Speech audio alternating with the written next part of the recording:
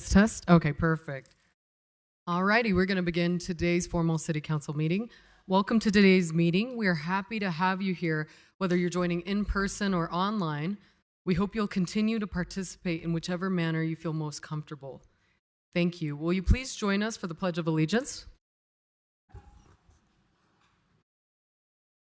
I pledge allegiance to the flag for the United States of America and to the republic for which it stands, one nation, under God, indivisible, with liberty and justice for all. Thank you again to everyone who is joining us tonight. Before we move through the agenda, I will explain our updated general comment registration process and remind everyone about the rules of decorum for council meetings. Individuals may register to comment on scheduled public hearing items until the hearing is closed. For the general comment section, we will accept signups until 7:30 p.m. The general comment section has been changed to 1 hour. If you are here to give general comments, not everyone who signed up may be able to speak. To help make the most of the 1 hour comment time, we have the meeting rules designed so that we can conduct city business, ensure that the meeting is safe, orderly, and free from intimidation. The following rules help us maintain that safe and welcoming environment. These are the rules of decorum. In this meeting and going forward, there will be no more warnings. If anyone is not following our rules, then we will immediately direct you to leave the room.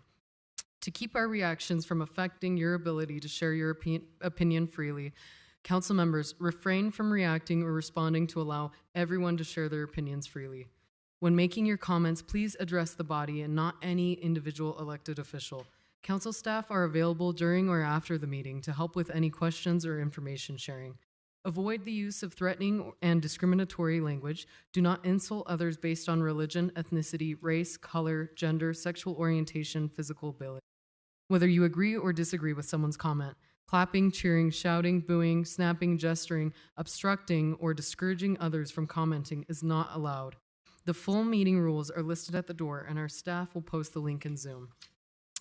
This brings us to item A4, approving.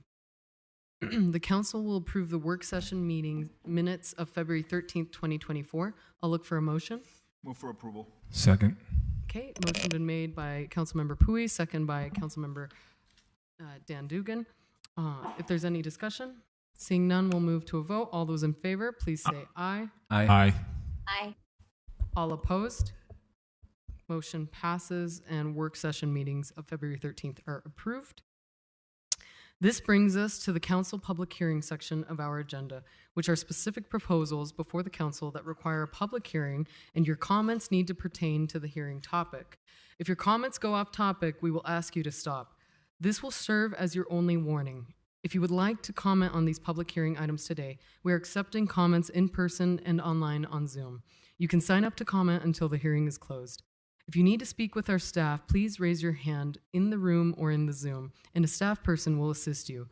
For those of you in Zoom, our staff person, Achantia Mahajan, can assist you with registration issues or technical questions.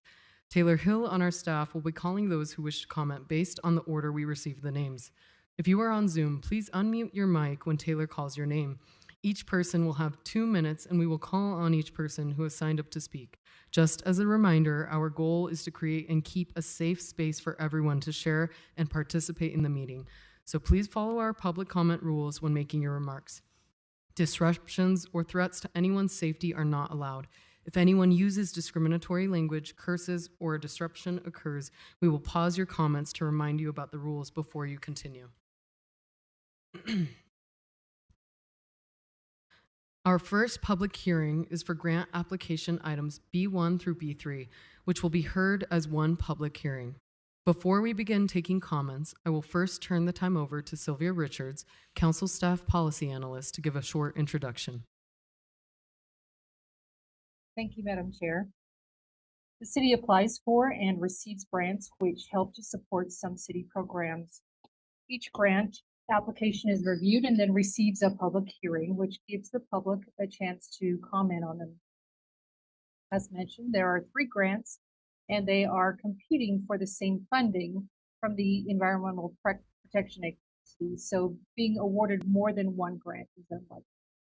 First is the Climate Pollution Reduction Grant Program, Clean Electricity Grant, which would launch the Clean Electricity Utah Renewable Communities Program and subsidize the program by covering the first 5 years of estimated administration and resource costs and the participant support costs. Second is the 2024 Climate Pollution Reduction Grant, Salt Lake City Combined Heat and Power Project, which would fund the design and installation of a biodigester to help manage the waste at the city's water reclamation plant, including the design and construction of a new heat and power facility. Third is the Climate Pollution Reduction Grant Program Fleet Electrification and Trees, which would fund 4 employees and green workforce development to reduce greenhouse gases and tree planting. Thank you, Madam Chair. Those are grants for which the city has applied. Thank you, Sylvia. This is a hearing specific to those grant items. Any comments that are not on this topic will be stopped. This serves as your warning, and we will not have any more warnings. Taylor, please start with our first public comment. Thank you, Madam Chair. We have 2 people registered to speak to these items. That will be Stuart Robinson and then Helene Kumo. Stuart, you may now unmute.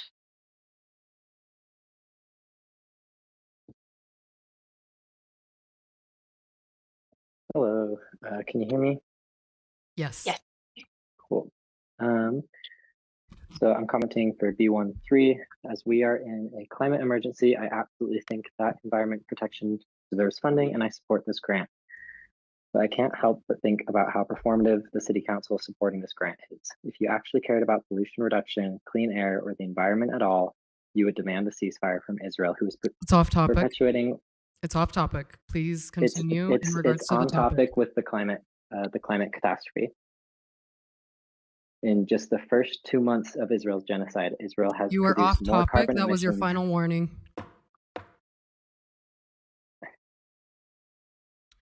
Next comment. Next will be Helene Kuomo. Helene, you may now unmute. I'm Helene. Can you tell me what the topic is? I just turned in late because I was having trouble getting on. I had signed up originally and I never got on, so I had to start all over again. Tell me what the comment is. Grant application items B1 through B3. And is this about the North Point? No, ma'am. That's the Okay, next. that's coming that's up later. tonight. Is that correct? Yes, it's going to be the 4th public hearing item. Okay, that's what I signed up for, I thought. So if I can come back in on that, and I'll be quiet now. Okay. And that was the final registered commenter for these items. Okay. Thank you for everyone that took the time to sign up to comment. Madam Chair, I move that the council close the public hearing and refer items B1 through B3 to a future consent agenda for action. Second. Okay, motion been made by Councilmember Dugan, second by Councilmember Alejandro Puy.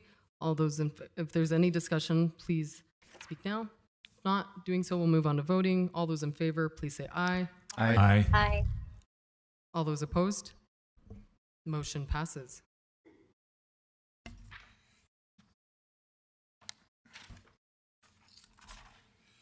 Our next item, B4, is for an ordinance zoning map amendments at approximately 2760, 2800, and 2828 North, 2200 West. Before we begin taking comments, I will first turn the time over to Nick Tarbett, Council Staff Policy Analyst, to give a short introduction. Thank you. This public hearing pertains to the rezone request for the 3 parcels you mentioned at 2760, 2800, and 2828 North, 2200 West. They're proposed to be rezoned from AG2 to M1. During the March 19th work session briefing, the council discussed the proposed zoning amendment, including provisions of a development agreement that the applicant has expressed support for. Thank you, Nick. This is a hearing specific to the zoning map amendment. Any comments that are not on this topic will be stopped. This serves as your warning, and we will not have any more warnings. Taylor, please start with our first public comment. Thank you, Madam Chair. There are 10 people registered to speak to this item. The first will be Elaine Kumono, followed by James Longstaff, and then Katie Pappas. Elaine, you may now unmute. Okay, this is my concern. It looks like it might be going from agricultural to development, and we're talking about warehouses and trucks and a decrease in the buffer to the wetlands, which is the buffer for our lungs. I feel like Salt Lake City is selling their soul to the devil, and it's going to come back to haunt all of us. We know, and I was looking up studies before I got on, we're pro-life here. But what's happening to, for example, fetuses, mothers who are pregnant? At the time, they found out with air pollution, there's low birth rate, there's risk of death, um, developmental delays, respiratory problems. We all know people with asthma. I know so many friends who have moved away and they could breathe outside of this area. We need the wetlands. We need buffers to the wetlands, not only for the ecosystems, but for our own health. We all have children and grandchildren, and it's horrible what's happening to their lungs, let alone the air pollution problem with older people. And why do we want to use our taxpayer money for our demise? It seems like it's a short-term gain. When I was there, I don't know, maybe 2 years ago, when they were talking about North Point, the landowners were getting hounded by the developers. These were young people who were just coming in to make a quick buck. And then who knows if they're going to be around? They'll leave, and we're stuck with this. And it's a forever thing once you start paving. Please don't. Let's not do these short-term gains. We need to have the long-term look where we need the Great Salt Lake. We need healthy environment for all of us. And don't sign off on this. Thank you. Thank you. Next public comment. Next will be James Longstaff, followed by Katie Pappas, and then Denise Payne. James, you may now unmute. So the only thing hello, can you hear me? Yes, we can hear you. Okay, so I don't know everything about this. I am very concerned with housing. I am a young person in the state, and housing is very unaffordable. And it's basically anyone who doesn't have a home currently, or anyone who doesn't make more than $130,000 a year, are excluded from buying homes and excluded from being able to support themselves by buying housing. And so I don't really know all the details behind this specific plot of land, but I do want to keep you in mind that there are many people in the city and in the state like me who are very eager at buying smart housing, especially close to public transportation. And we want affordable options because we want our children and we want to live in the state and we want our children to be able to live in the state. I do agree with the spirit of the first commenter. Maybe that's not the best situation in this specific lot, but if everything you can do to build more housing, build denser housing, public transportation, please do so. And I know that's what I have to say about that. Thank you. Next comment. Next is Katie Pappas, followed by Denise Payne, and then Lisa Manuel. Katie, you may now unmute. Hi. Before you vote to upzone these 3 parcels from Ag to M1, I hope you will drive out to 2200 West and see what's already happening out there. The crumbling road has been down to a single alternating one-way lane for months. It's noisy and dirty, and west-facing views are obscured by blocks of warehouse construction. You can't fix what's already happened, but you can prevent more of it. OCC Industrial is a real estate development company. As reported in the minutes, they haven't submitted plans for this development, so we don't know what will be built. This is another in a long list of recent speculative development projects.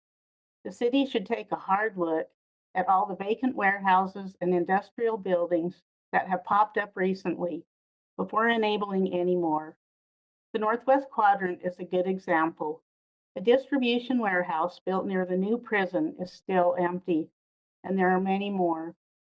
The North Point area is particularly worrisome because of its proximity to the threatened Great Salt Lake, wetland areas, and wildlife habitat. Our first priority should be preservation of shoreline areas while we still can, and before it's too late. North Point residents have been through so much already. I know I'm not alone when I say I'm really tired of seeing development interests prioritized over the people who make our communities the special places they are. It's out of control. This would be a really good place to put the brakes on. Thank you. Thank you. Next comment. Next will be Denise Payne, followed by Lisa Manuel, and then Cindy Cromer. Denise is here in person.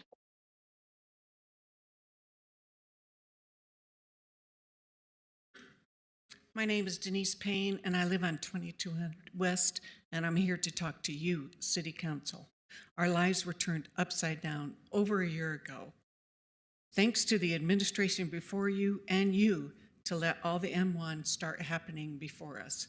You want clean air. You want less air pollution. You didn't do a good job of that with 3 million square feet of warehouses being built across from my house on 2200 West, with semis coming in and out all day long.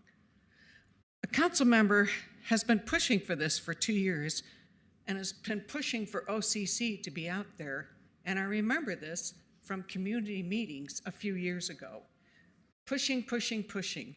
I was here in September and was in tears due to our house shaking, road closures, air and noise pollution, and a certain council member pointed to me and said, I want to take care of my constituents. I have not been taken care of. The North Point Master Plan was approved for more M1. All we asked for was to let M1 keep going on the west side, leave the east side alone. It's the only agricultural area you have. Thank you for not talking while I'm talking. OCC has been bringing in dirt and equipment for the last 3 weeks down the road, and I've seen it. So you can't tell me it hasn't already been approved and they haven't already been approved. I don't blame the developers. I blame you for letting this happen, and it shouldn't have happened. If you want clean air, if you want people to be able to live, I'm being forced out of my house now, and so are so many other people over there. It should not be happening. You should listen to us and not listen to your city council person. Time. Thank you. Next comment.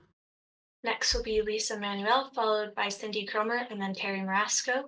Lisa, you may now unmute.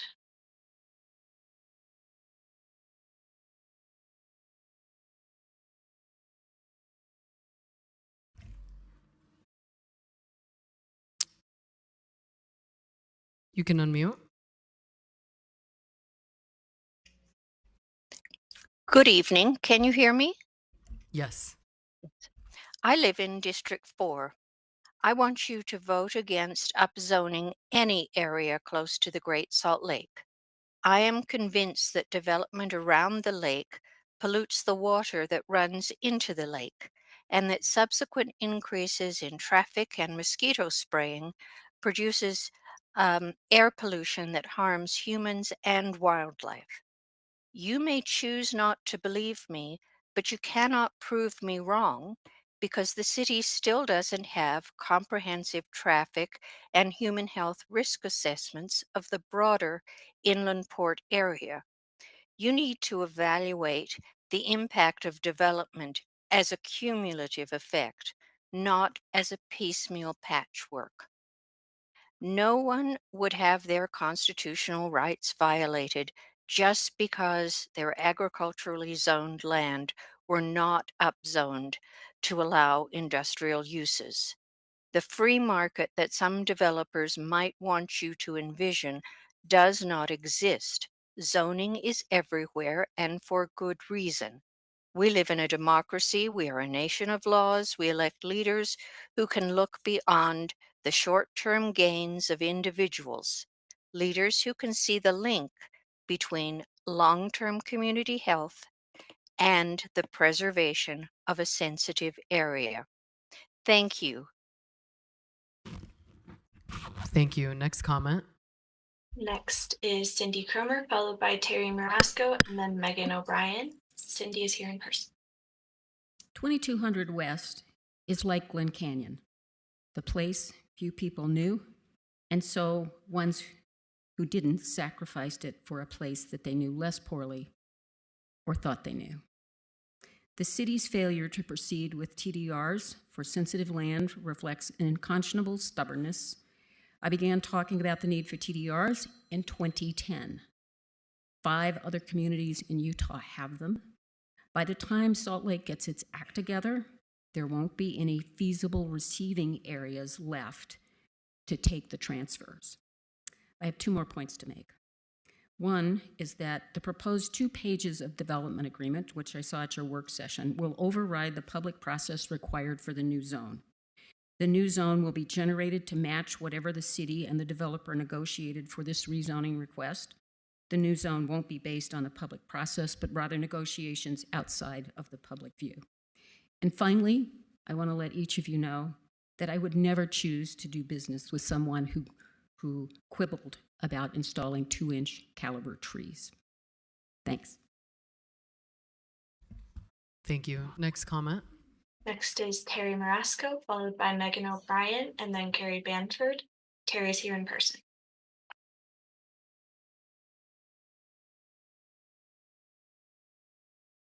Hi, Terry Marasco.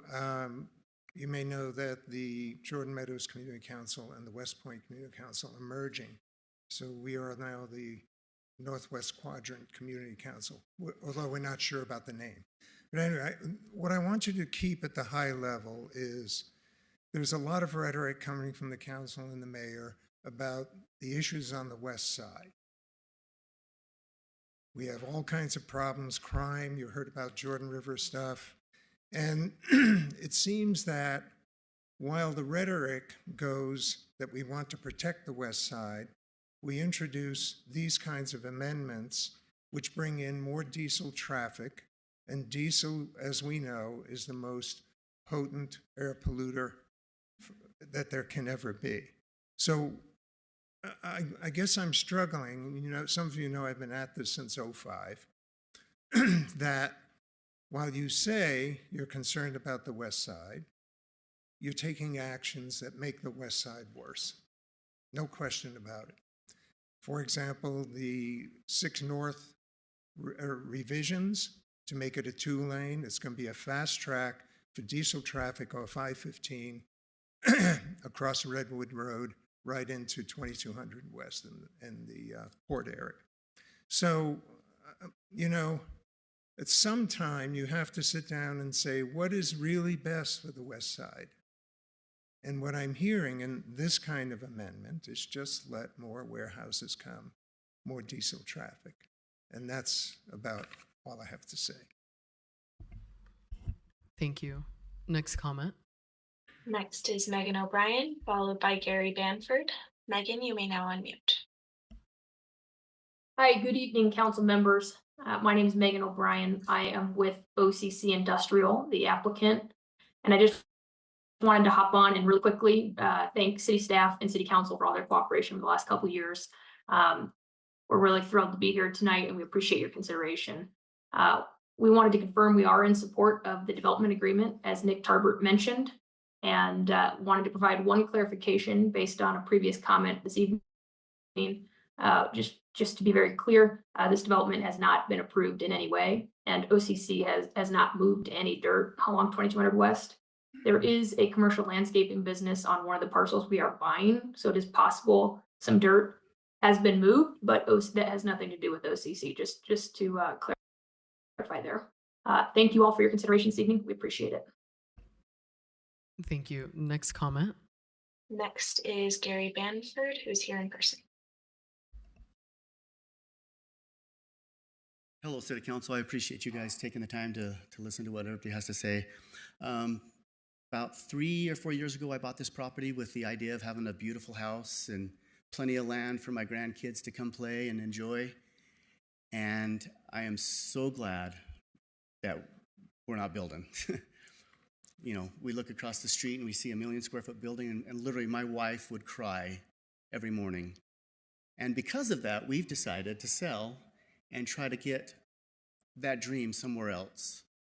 And I really appreciate the opportunity we have with OCC right now. And if this zoning gets approved, we can actually take our dream and go somewhere else and be able to enjoy that. And a couple of the comments that were mentioned before. My property, part of that is Airport Zone B, which doesn't allow for any residential building at all. So the thought that maybe my property could become like condos or something, that's just not possible for that particular area. And also this overall development, when we bought this property, we had to get a special letter saying that we could build a house on it, because at that time we were told that eventually this would all be developed commercial as an overall city plan. And we were willing to take that risk at that time because we didn't realize how much it has changed. But I just want you to know I approve this. It's my property, and it's been a very long haul trying to get to where we can get to, into our dream home. So I'd appreciate it if you do approve this amendment or this zoning. Thank you. Thank you. Next comment. That was we have one more person. That is Lauren Griffith, who's here in person.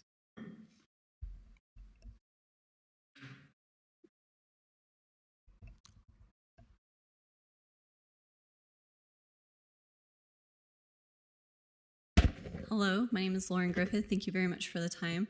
I'm here to oppose the rezoning of this area from agricultural to light manufacturing. This is something that the City Council has seen before, and in the past the thoughts have been that this would be staying as agricultural, and I would really appreciate that if that was still the sentiment. The same reasons still stand of concerns about air quality, about the impending industrial development that is happening all over this valley as it expands. I have a lot of concerns about the way that this will continue, and that this valley could end up being something that is completely taken over by industry and industrial death zone, so to speak. There's been other parts of the country where we've had this sort of rampant industrial development. Sorry, I just ran here to get here on time. And a lot of these businesses are no longer viable. And so now you have these empty warehouse districts that are not only taking away from what in our case would be, clean air and natural scenery and, something that's very close to wetlands on the Great Salt Lake. And it would be putting something that is going to temporarily benefit a small group of people. And I understand that there are people who want to sell their properties and move in. This could be a big opportunity for them, but there is such a huge cost to the rest of us if this does move forward. So thank you for your time. Thank you. Taylor, was that the final comment? There's been one more who registered. That is Jen Colby. Jen, you may now unmute. Go ahead.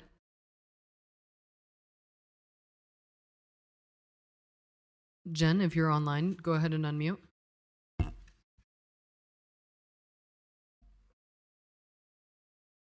Jen, if you're online, go ahead and unmute, please. Looks like Jen is having audio issues, so. Okay, do you want to give a moment? I will message with her real quick.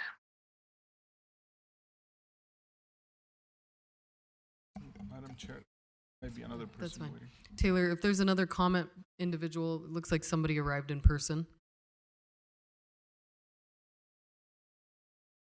Yeah, go ahead.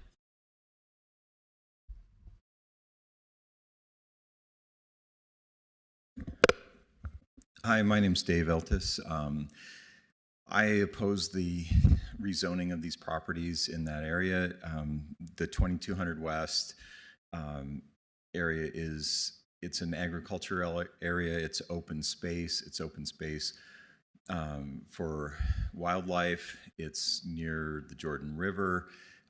This area has been degraded over time. We've seen on 2200 West closer into, between 7th North and 2200 North, wetlands getting filled in with zero oversight from the city.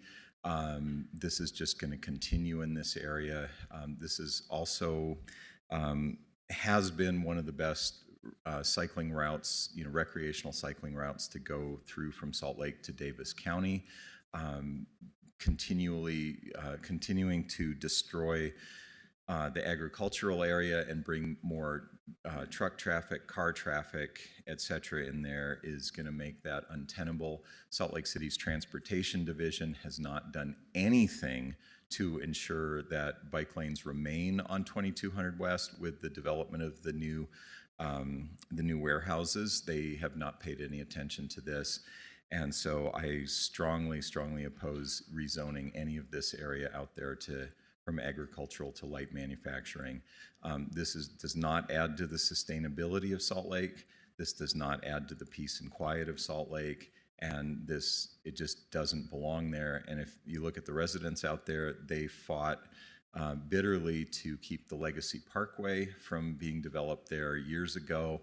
And they're getting overrun now by warehouses instead of a freeway, and you're destroying one of the last sort of semi-rural areas within Salt Lake City. And I certainly hope you do not vote to do this.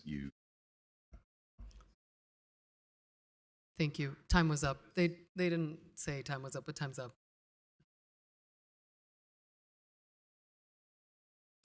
Thank you.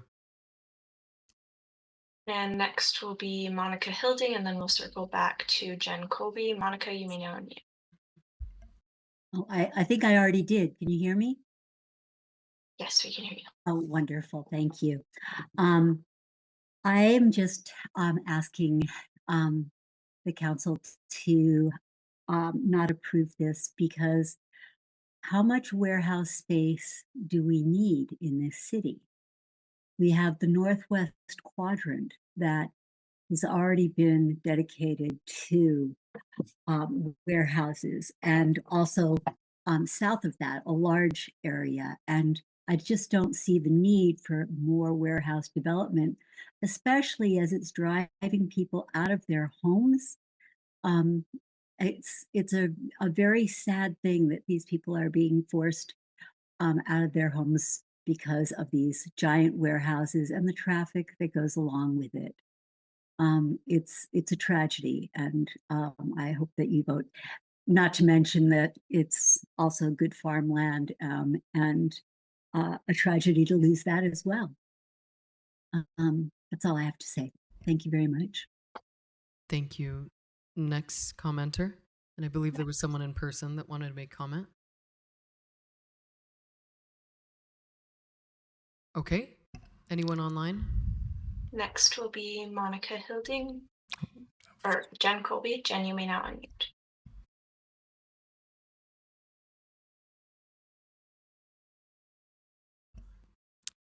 Jen, if you're online, you can now unmute.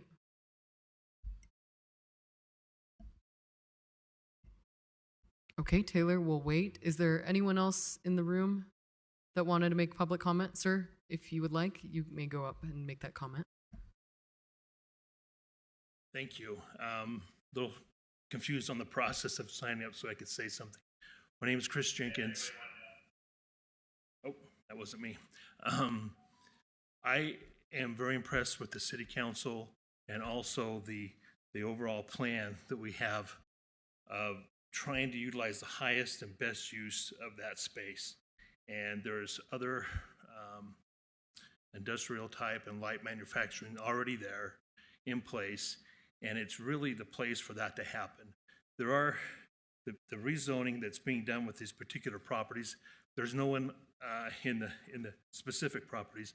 There's no one living there. No one's being forced out of their homes. The other part I wanted to say is this is not, I love the Great Salt Lake. This is not on the shores of the Great Salt Lake. It is, the airport is between, here's the lake, here's the airport, 2200 West. This is so far east of that. And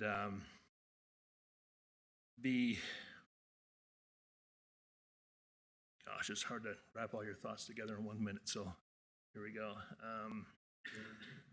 No one's being forced out of it. It is, again, the highest and best use. The work has been done by the city, and their due diligence has been amazing. It is taking a long time to process all of this, and they've been very careful and very considerate of everyone's feelings on this, and I am very impressed. And I thank you for your time, and my thoughts are conjumbled, so that's all I got. Appreciate you guys. Thank you. Taylor, are there any other comments online? That was the final registered commenter. Madam Chair, I move that the council close the public hearing and defer action to a future council meeting. Second. Motion been made by Councilmember Dugan, second by Councilmember Pui. Is there any discussion? I'll make discussion after we make the motion. I'll just have a personal privilege time. Sure, not a problem. Okay. All those, seeing no discussion, we'll move to voting. All those in favor, please say aye. Aye. Aye. All opposed? Motion passes to close the public hearing and defer action to a future council meeting. And Councilmember Dugan, you may take your point of personal privilege. Thank you very much, Madam Chair. So I appreciate everybody's comments here on this issue. It is very important to us, and especially me on as far as the environmental side of the Great Salt Lake. And when I read through the work and I've talked and listened to all our discussions here, and more recently, we looked at the M1, and the wordage came up that the property shall not be used primarily as a package delivery facility. And as I reflected on the word primary, I was like, what is the true definition of primary? And is there a secondary? What's the definition of a secondary use? And what is it based on? Is it based on revenue? Is it based on truck traffic? Is it based on the footprint of the buildings that are being used for the manufacturing? And does primary mean 51%? Or is primary greater than 66%? Or so what number is there? Because I can see someone saying, oh, it's a primary use, it's 51%, when actually maybe there's more truck traffic being used for the secondary than the primary. So I have a concern with that definition, and I didn't realize it until I was reading the package today. And then also, if a landowner was not abiding by that ordinance and by that primary use and secondary use, what would be the penalty for them to come back into compliance? Because again, we don't have a very good job of making sure that someone is in compliant, and then if they're out of compliant, there should be an ordinance or a fee that is at a level that would discourage anyone from breaking that primary usage. So that's my concerns of it, but I appreciate the discussion we've had here, and I appreciate the comments. Thank you. Thank you, Councilmember Dugan. And for those of you that weren't able to make comment but wanted to sign up, you can always email, write in, or call with your comments. Okay, we will pause for a moment before our next item B5 while Councilmember Mano steps out of the room. Thank you.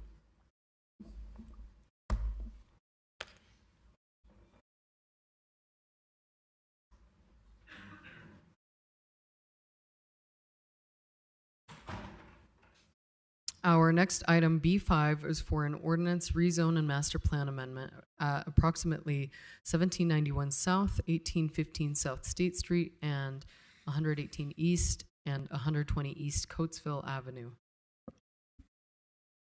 Before we begin taking comments, I will first turn the time over to Brian Fulmer, who's eagerly waiting. He is the council staff policy analyst and will give us a short introduction. Go ahead, Brian. Thank you, Madam Chair. This is a proposal to amend the zoning map for the properties you mentioned from their current CC or corridor commercial and R1 5000 single-family residential zoning to RMU or residential mixed use.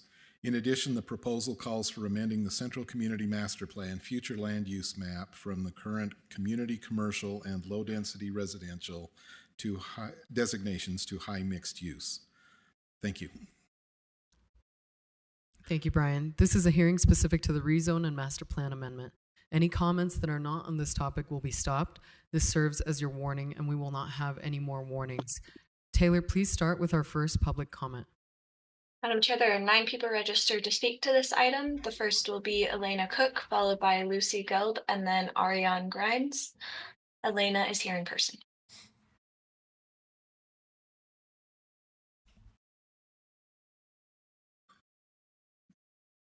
Hello, my husband and I own a property on 128 East Coastal Avenue.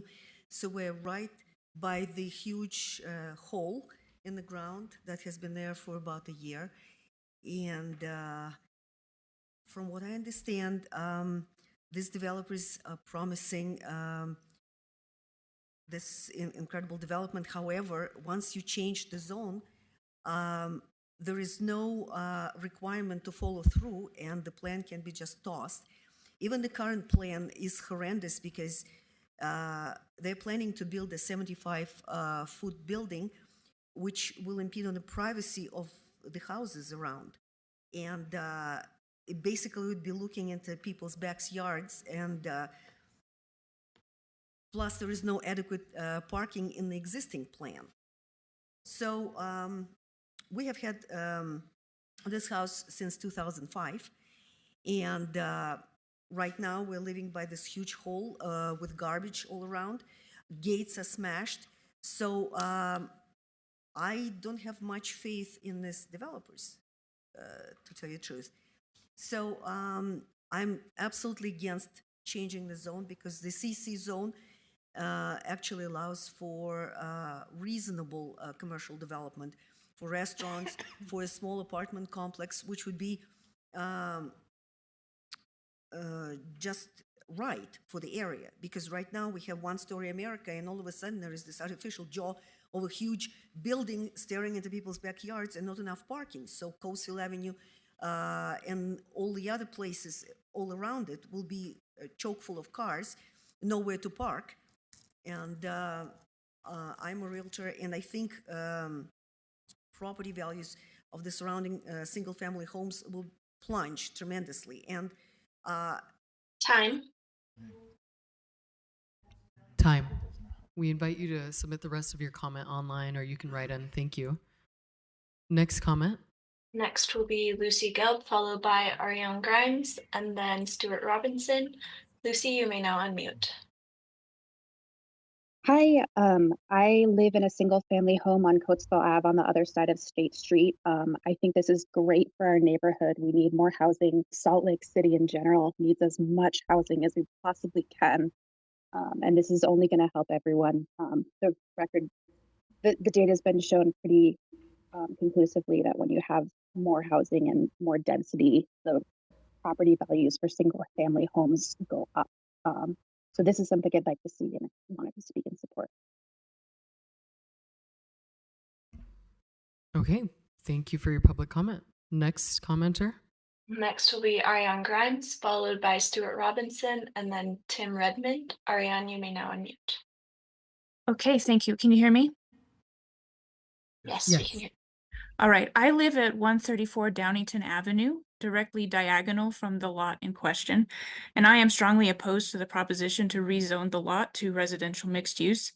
I am very concerned about the increased traffic and parking demands on Downington Avenue. Downington Avenue is a narrow street, so narrow that when two cars are parked on either side of the street, the road is not wide enough to allow two moving vehicles to pass by one another. One of the vehicles is forced to pull aside to yield. Downington Avenue is already sometimes difficult to navigate with minimal traffic. Additional traffic and parking demands caused by a large apartment complex would make the road virtually impassable. Furthermore, the RMU designation allows for the height of 75 feet, far taller than any other buildings along State Street for a considerable distance. It will stick out like a sore thumb in the neighborhood. One of the things that I love about my house is the private backyard, but I am worried that with a building as tall as permitted by the RMU designation, that the residents living on the upper floors of the structure will be able to peer down on my backyard. Therefore, I believe that the lots in question should remain zoned as community commercial with the height restriction of 45 feet. That's all I have to say. Thank you. Thank you. Next public comment. Next is Stuart Robinson, followed by Tim Redmond, and then Ali Armstrong. Stuart, you may now unmute.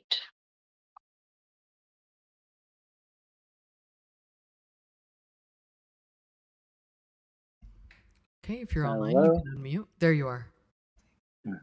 Thanks. I insist upon the developer having to commit to affordable units. If they cannot commit to it due to the current financial landscape, then they shouldn't be developing apartments to lord and wealth anyway. What about the financial landscape for the occupants? I live in low-income housing and still pay $1,400 a month in rent while only making roughly $2,200 a month. Again, I live in low income housing with bugs and pests, and still over half of my income goes to rent. At this point, affordable housing isn't even affordable, so if they can't commit to that, again, they shouldn't be allowed to develop. I also, once again, ask that the council include stipulations with any new zoning ordinance that allows construction, that the new construction has to be at minimum ADA compliant. All future construction for any building, including housing, should meet ADA requirements, not only because it is likely we will all become disabled at one point in our lives, but because once the genocide in Gaza ends, we will see a mass amount of Palestinian refugees, many of whom will have been made disabled by the genocide, which has been termed a mass disabling event. In December, it was reported that over 5,000 Palestinians in Gaza have been disabled since October 7th due to Israel's attacks. I cannot This even is off begin to topic. imagine what that number is. We'll now move on to the next comment. Next will be Tim Redmond, followed by Ali Armstrong, and then Carol Hopper. Tim is here in person. Hello.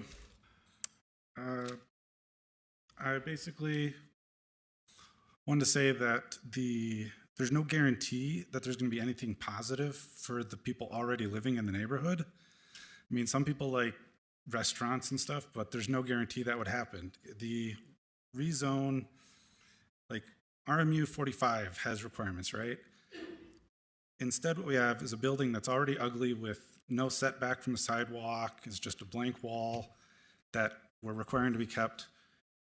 And we're adding to it, we don't know what, there's no guarantee what it's going to be, right? And it feels like, besides the fact that Downington is a one-way road, basically, unless there's room to pull over because the sides aren't full of parked cars. You also have the height, where I don't know about other people that live there, but when I bought my house, I actually went in the yard and I looked at what privacy is there. I did things. If they built up across the street where there's a parking lot, 45 feet, I'll still have part of a private yard. 75 feet, no more naked gardening, right? The homeowners in the area are going to have, it feels like we're going to have a larger burden because of our property zoning than the actual zoning if it's approved. So, yeah. So why can't they go, like, there's nothing about pulling out onto State Street. Everything I've heard about proposed plans is putting more traffic on these tiny little side streets. So I wish there were requirements that had to be accepted for the rezone. That's all. Thank you for your comment. Next commenter. Next will be Ali Armstrong, followed by Carol Hopper, and then Chris Breuer. Ali's here in person. Hello, thanks for your time. I own a home on 151 East Coatesville, and I was excited to learn that Maven was looking at developing this property because it's been undeveloped since I moved in about 5 years ago, and that brings increased crime and traffic to the area. Unfortunately, though, looking at the rezoning, I'm concerned about there not being any plans for parking and the height of the building being 75 feet. So at this time, I'd like to express that I oppose the rezoning, and I would like for other means to be looked at to allow Maven to develop the property.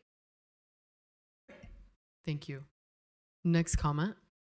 Next is Carol Hopper, followed by Chris Breuer, and then Craig Coet. Carol, you may now unmute. Thank you. Can you hear me? Yes, we can hear you. My name is Carol Hopper. I own the property at 121 East Coatesville, just directly across the street from the two houses that they tore down. The property is unsightly right now, and I want there to be some sort of development, but I'm concerned at the proposed categorization as high mixed use and residential mixed use. The parking is a huge concern for me. There's already not enough parking on the street, and as someone who lives on Downington mentioned, Coatesville is the same way. It's narrow enough that if there are cars parked on both sides of the street, one car has to pull aside to yield when there are two directions driving. The parking the overflow parking from the development where the Capitol Motel was has already increased the parking on our street. And I believe they need to provide more parking than the residential mixed use zone would allow. I believe that a residential mixed use 45 or 35 categorization would be far more appropriate than the regular RMU. Leaving all of it commercial, community commercial would be fine with me as well. Although the two property parcels that are farther east were never that before. And if they're going to do that, I would like to see more discussion on that proposal. Thank you for your time. That's all I have to say. Thank you. Next public commenter. Next is Chris Breuer, followed by Craig Coet. Chris is here in person.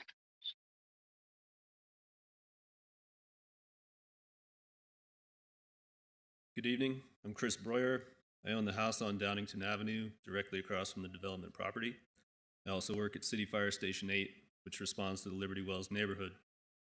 I'm opposed to the proposed 75-foot height limit because the new building will loom over the houses nearby and give residents on upper floors a view into our secluded backyards and our single-family, single-story homes. Please keep the current 45-foot height code. I'm also opposed to having the main entrance on Downington Avenue instead of State Street because this will bring an exorbitant amount of traffic to our narrow, quiet street. Please require that the main entrance to this development be on State Street. I like watching the city grow. I'm excited to see what comes with the new development. These two proposals are in stark contrast to our low-density residential neighborhood. Thank you. Thank you. Next public commenter. Next will be Craig Coet. Craig is here in person.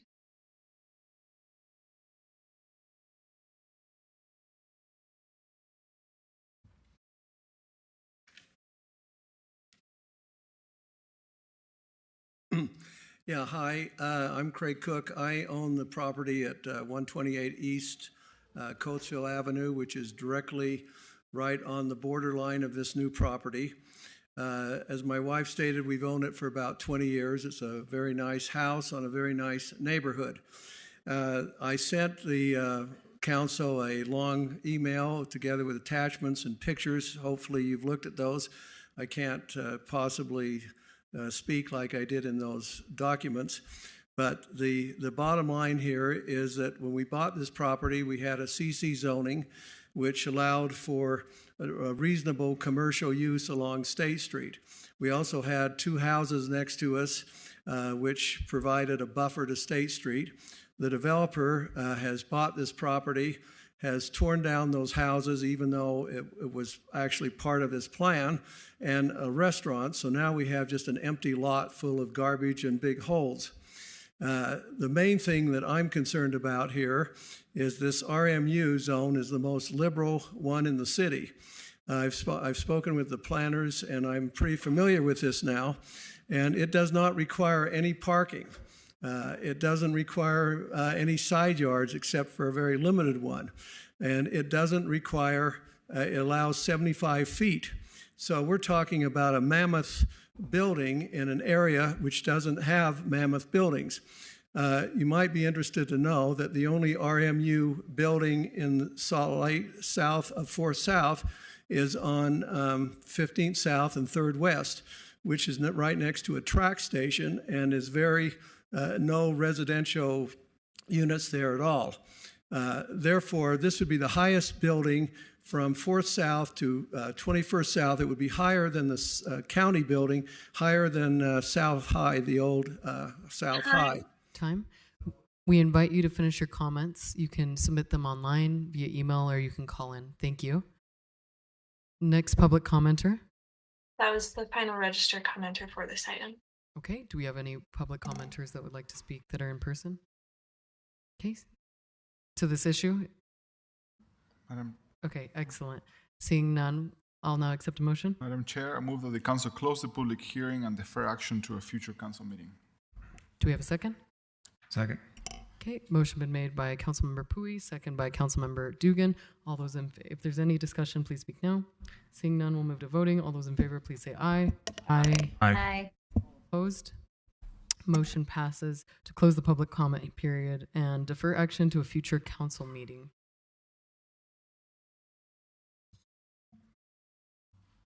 Okay, our next item, B6, and we invite Councilmember Mono back in if someone can get him.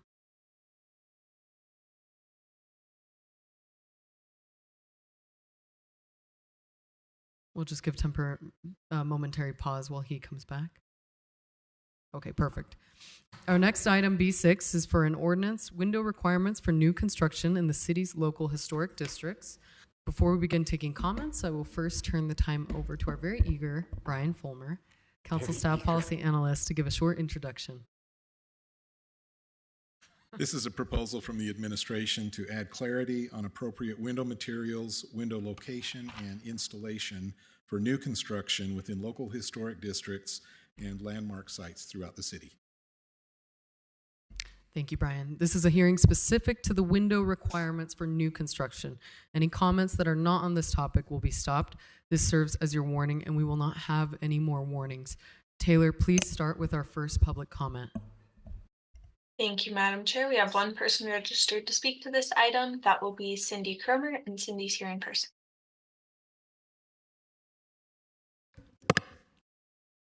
I suspected that I might be the only person speaking on this item. I have followed this proposal through the process without commenting on it. The planning staff has completed a thorough survey of requirements for windows in new construction nationally within historic districts. The focus here is on vinyl windows. The approach is to allow a combination of window types in new construction located in historic districts, and that's identified as the hybrid approach. To me, this hybrid approach is like getting a facelift and then refusing to go to the gym. I knew at the outset that my perspective was not going to prevail. I think all facades of a building are important and worthy of durable materials. Even though I do not support the hybrid approach, I do support what this proposal intends to do regarding the process. What I want to make clear is that the proposed ordinance clarifies the regulations, which is good, and allows new development in historic districts to proceed more efficiently. That's also good. It's not, however, likely to lead to buildings worth saving in 50 years, in my opinion. Thank you. Thank you. Next public comment. That was the only registered commenter for this item. Okay, perfect. Madam Chair, I would like to move that the council close the public hearing and defer action to a future council meeting. Motion made. Second. Motion made by Councilmember Pui, second by Councilmember Dugan. If there's any discussion, seeing none, we'll now move to a vote. All those in favor, please say aye. Aye. Aye. All opposed? Motion passes and council closes the public hearing and defers action to a future council meeting.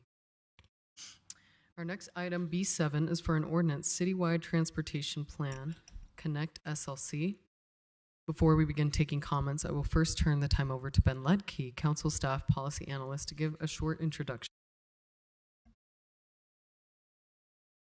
The Citywide Transportation Plan sets a 20-year vision for the city. All city-related plans, programs, and projects for transportation would need to fit under the policy umbrella created by the Citywide Transportation Plan. The overall policy direction of the plan is to focus on helping people move around the city, regardless of the transportation mode they choose. There are 8 core policies called key moves, with over 60 implementation strategies and actions identified to advance those key moves. Thank you, Madam Chair. Thank you, Ben. This is a hearing specific to the Citywide Transportation Plan. Any comments that are not on this topic will be stopped. This serves as your warning, and we will not have any more warnings. Taylor, please start with our first public comment. Thank you, Madam Chair. We have 12 people registered to speak to this item. The first will be Jen Colby, followed by Jennifer Madrigal, and then Robbie Stutchbury. Jen, you may now unmute. Hello, this is Jen Colby, District 4. Can you hear me? Yes. Great. We moved to Central City in 1999 and remain a one-car family. We try to choose walking, cycling, and transit over driving. This is despite the fact that the city's streets remain dangerous, traffic-choked car sewers that still prioritize throughput and free on-street storage of private cars over all other modes. The street designs tell us to drive. Unfortunately, the new plan is unlikely to change that in the next 25 years.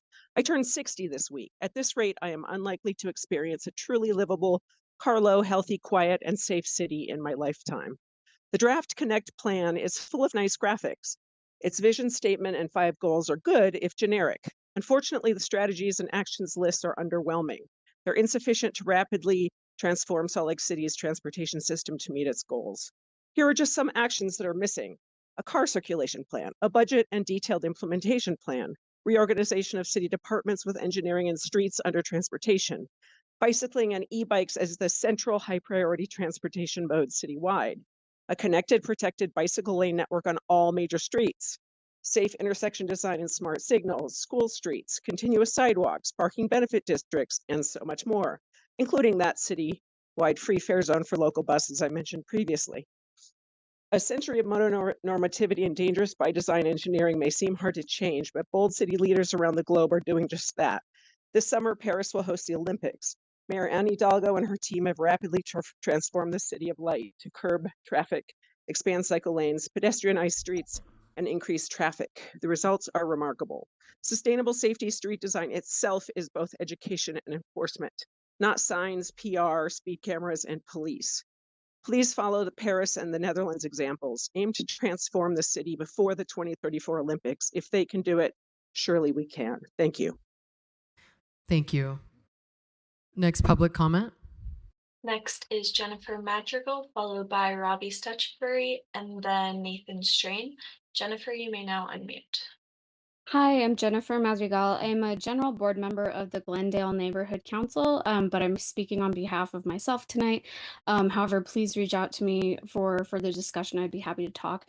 I commute by bike, bus, car, tracks, front runner, walking, and scooting around with my kids. And first of all, I am really pleased with the detail and importance that's been described in the key move number 1, authentic and intentional engagement.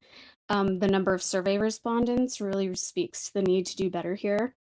I suggest explicit revision to include using posted signs in advance at locations of proposed changes with requests for feedback from residents. I especially stress the benefit of explicitly including a guideline to reach out to residents in the immediate area surrounding any specific project for consult and feedback both before and after the project implementation and completion. And as a scientist by training, I find that the key metrics for successful implementation are really lacking, and I ask that they be revised to include some mention of regular reporting, review, and two-way communication on the current and future implementations to see what isn't working. A form of feedback is a crucial metric of success to determine if the key moves are being successfully pushed forward. I'm also concerned as a non-expert about the lack of statistics confirming some of the safety tools on page 66, that they actually do improve safety and by what quantifiable amount, especially given their cost and time to implement and educate residents about. For example, implementation of some of these measures at the 900 West California intersection has been really disastrous. I'd love to talk about that later. And finally, pedestrian crossing guidelines were mentioned in move 3.1, but nothing's mentioned about cyclist crossing guidelines, so please include cyclists also. Thank you. Next public commenter. Next will be Robbie Stutchbury, followed by Nathan Strain, and then Stuart Robinson. Robbie, you may now unmute. Hi, can you hear me? Yes, we can hear you. Hi, I'm Robbie Stutchbury. I live in Glendale and I'm a full-time student at the U of U and work at a catering company. Owning a car is so expensive it is absolutely non-feasible for me, so I obviously love the already remarkable public transit system here in Salt Lake City, and I of course support the major steps forward that are contained in the Connect Salt Lake City plan. My only concern is that the City Council and the plan is not dreaming big enough. Concern that I seem to share with some of the other commenters.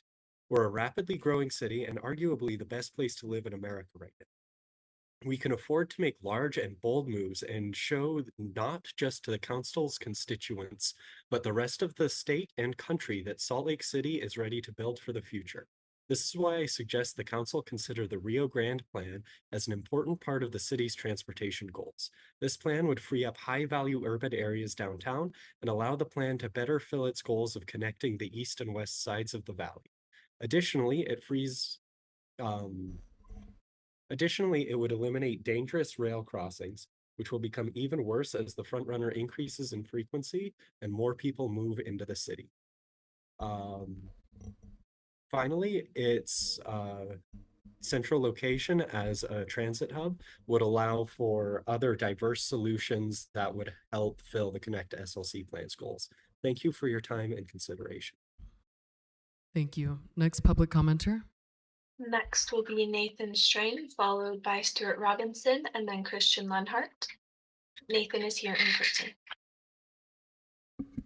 I share a lot of the sentiment shared by the previous commenter. The transportation plan mentions grade separation, and it specifically mentions a train box to relocate the railroad tracks from their present location to 5th West. However, it doesn't emphasize this enough, and many city plans don't. The city has a lot of wonderful plans for a lot of different districts, and a lot of them are disengaged from one another. We have this wonderful plan for the recently renamed Rio Grande district and the Power district, but right down the middle of it all, we have these train tracks as an immense barrier to people getting between the east and the west sides. As mentioned, trains are going to double in frequency by the end of the decade. These crossings, which are already a deadly barrier, are going to get much, much worse. At the same time, Salt Lake City has an unprecedented opportunity with the Olympics coming to town in about a decade. This is an incredible time to engage with state and federal shareholders and stakeholders to make this plan a reality, to collaborate, to bring so many different transportation plans and visions under one umbrella, the Rio Grande plan. This plan has the opportunity to solve so many problems while creating very, very few, if any. And this is a very rare opportunity, along with the 76 acres of developable land. We talk about the freeway as an immense barrier to our city, but the freeway is grade separated. There's nowhere where I have to cross the freeway on a crosswalk, but we have several crossings where children are expected to cross 6 train tracks to go to school, train tracks that are blocked by many dozens of trains every day for often an hour at a time. These crossings activate a total of 400-ish times a day right now, and that number is going to likely increase to 800 by the end of the decade. The status quo is not an option. We really need to pursue the Rio Grande plan, and this is the best time and the best opportunity the city's ever going to have. Thank you. Thank you. Next commenter. Next will be Stuart Robinson, followed by Christian Lenhart, and then Alec Cronick. Stuart, you may now unmute. Hello. I support public transportation and believe it deserves funding and further development. I think as an incentive to use public transit, it should be fare free for all riders. Not only would it help reach this plan's goals, but again, if you care about the environment, you'd want to incentivize people away from driving and instead towards using public transit, so it should be free. If you're worried about how the city would manage that financially, I think you can guess what I would recommend, but you will cut me off if I say that. I definitely think that that money would be put to much better use towards free transit for all. I'd also recommend working on the UTA on-demand app, which isn't very user-friendly, making sure Google Maps bus schedule is accurate for the weekends, as well as fixing the several broken walking buttons throughout the city. That's all I have. Thank you. Next public commenter. Next will be Christian Lenhart, followed by Alec Cronick, and then Andrew Katsorikis. Christian is here in person. Hello, I'm Christian Lenhart. I am one of the co-authors of the Rio Grande Plan. Thank you for your time. I'm extremely supportive of the new city master plan for transportation and all the different items that are brought up. I'm extremely grateful that the train box is described there as one of the big ideas in there. I've been working for 4 years to promote the idea of grade separating the railroad crossings to make our city a safer, more coherent place. to eliminate barriers between the east and west side that are created by transportation. This is an opportunity to use transportation improvement to improve not just transportation, but the fabric of the city as a whole. As part of my efforts, we've created a group called Via Rio Grande, and it includes a website, social media presence.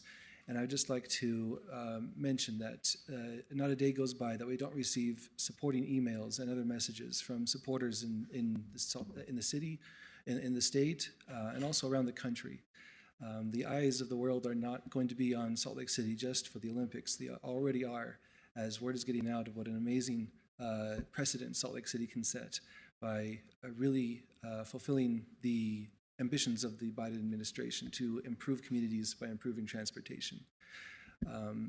It's the goal of our group, Via Rio Grande, to continue to build public awareness and support. And I would hope that the City Council can recognize and act on this amazing opportunity, this window of opportunity that's open right now. Thank you. Thank you. Next public commenter. Next is Alec Conrock, followed by Andrew Katsohirakis, and then Christina Robb. Alec is here in person. Hello, my name is Alec Conkle, and I live downtown in District 4. I ride my little bike everywhere, including to work, to the cafe, to restaurants, wherever. And I would like to just express my explicit support for the adoption of the Connect SLC plan. But I do also echo the comments that the plan doesn't go quite far enough. As the plan states, Salt Lake City is one of the fastest growing areas in the country. Our city will continue to have the eyes of the world upon us. And the Connect SLC plan is critical to ensuring that the city is ready for it.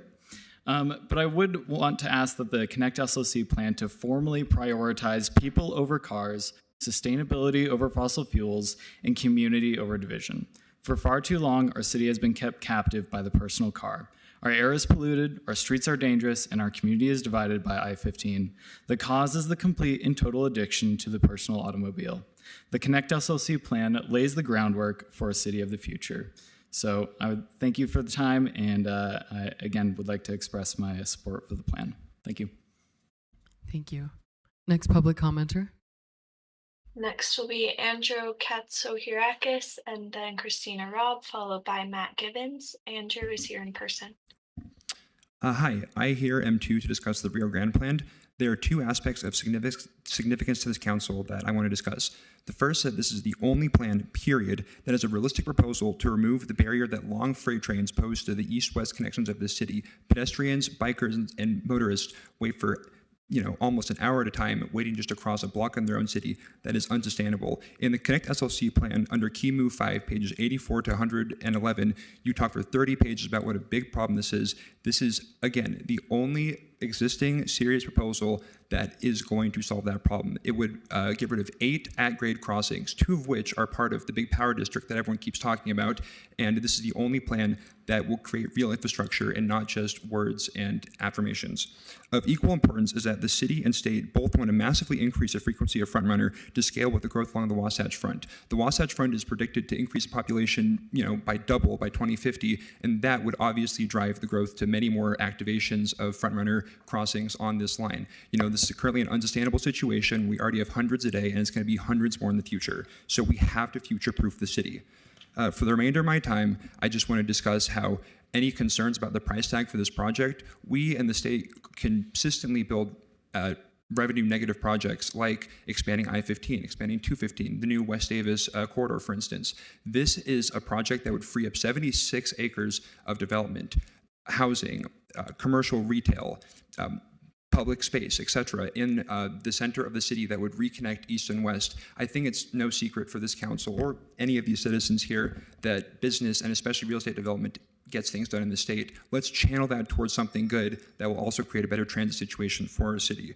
So I strongly urge this council to take a more serious affirmation towards the Rio Grande plan, other than just a single mention on page 103 of the Connect SLC plan to bury the rails. Thank you. Thank you.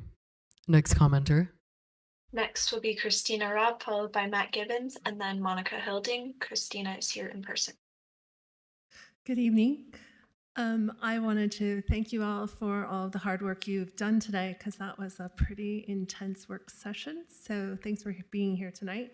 My name is Christina Robb, and I represent as chair the East Liberty Park Community Organization. But I also have the privilege of sitting with the Vision Zero Task Force. And it has been in this capacity that I want to talk to you tonight. I did not drive for 15 years as a result of a fairly severe medical condition. I sat in my house and watched students come from the west side by car, park on my street, and have watched, as a result of the school boundaries. And I've watched disaster, car-related incidents, mostly by, unfortunately, unlicensed youth drivers.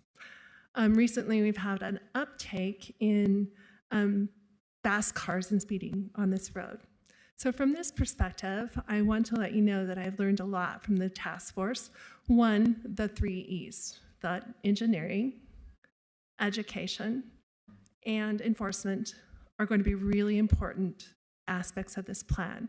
I concur with some of the comments tonight that we maybe need to boost it up a little bit, give it a little bit more substance, but really appreciate the hard work that went into developing it to this point. I wanted to talk a little bit about the enforcement part, and enforcement takes budget. We don't have budget. At the work session, we talked about the Vision Zero education. So hard. I mean, the school district is working really hard. Jennifer Newell from the mayor's office is representing the education piece, and it's going to be hard. Thank you. We invite you to submit the rest of your comments online. You can email or call us too. Next public commenter. Next will be Matt Gibbons, followed by Monica Hilding, and then Dave Iltis. Matt is here in person. Hi. I have a lot to say, so I'm going to talk fast.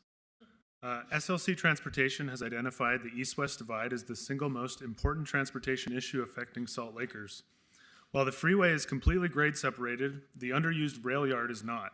Consider that we don't ask people or cars to cross the freeway at grade, yet that's what we do with the rails. This problem will only get worse when Front Runner doubles in frequency by 2030. Additionally, the Salt Lake Central train station and the surrounding neighborhood are further divided from the rest of the city to the east by, get this, a beautiful historic train station. The almost cosmic irony of the Depot District is that its biggest barrier to success as a neighborhood may be the depot itself. So, to recap, we have a transportation issue, a land use issue, an equity issue, and not to mention a housing issue, all coinciding at the literal crossroads of the West. My comment is obviously about the Rio Grande plan, which would grade separate the crossings, synergize perfectly with the Green Loop and TechLink plans, and open up 76+ acres for transit-oriented development.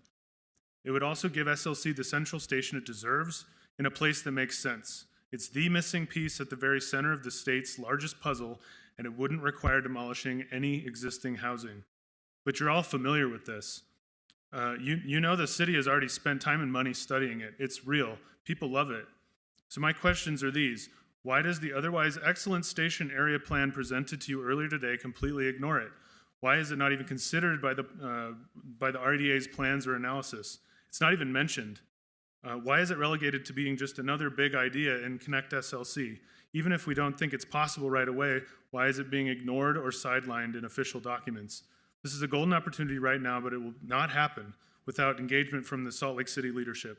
Council members, please consider pushing for more active language supporting the train box concept in current and future plans. Thanks. Thank you. Next public commenter.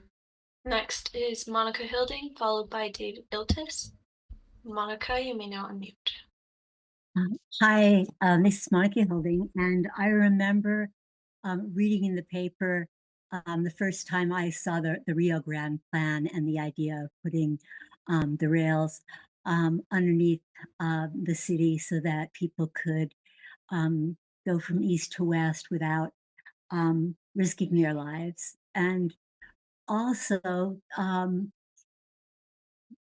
as so many of the other people have said, this is such an incredible opportunity. I really appreciate that Salt Lake is looking at transportation, but you're not thinking big enough. We really need to make it a more pedestrian and bike friendly city. And we can't do that with a rail, with people having cross rails in the middle of the city. It just can't happen. And I would like to see the city consider this much more seriously. And from what I've heard, it has not been given due diligence as far as a possibility. There's a tremendous amount of federal money available right now for transportation and developing livable cities. This is our chance. I really hope the Salt Lake City Council will very, very seriously try to move us into the future, into a livable, sustainable future with livable cities and not car dependent cities. Thank you very much. Thank you. Next public commenter. Next is David Iltis, who is here in person.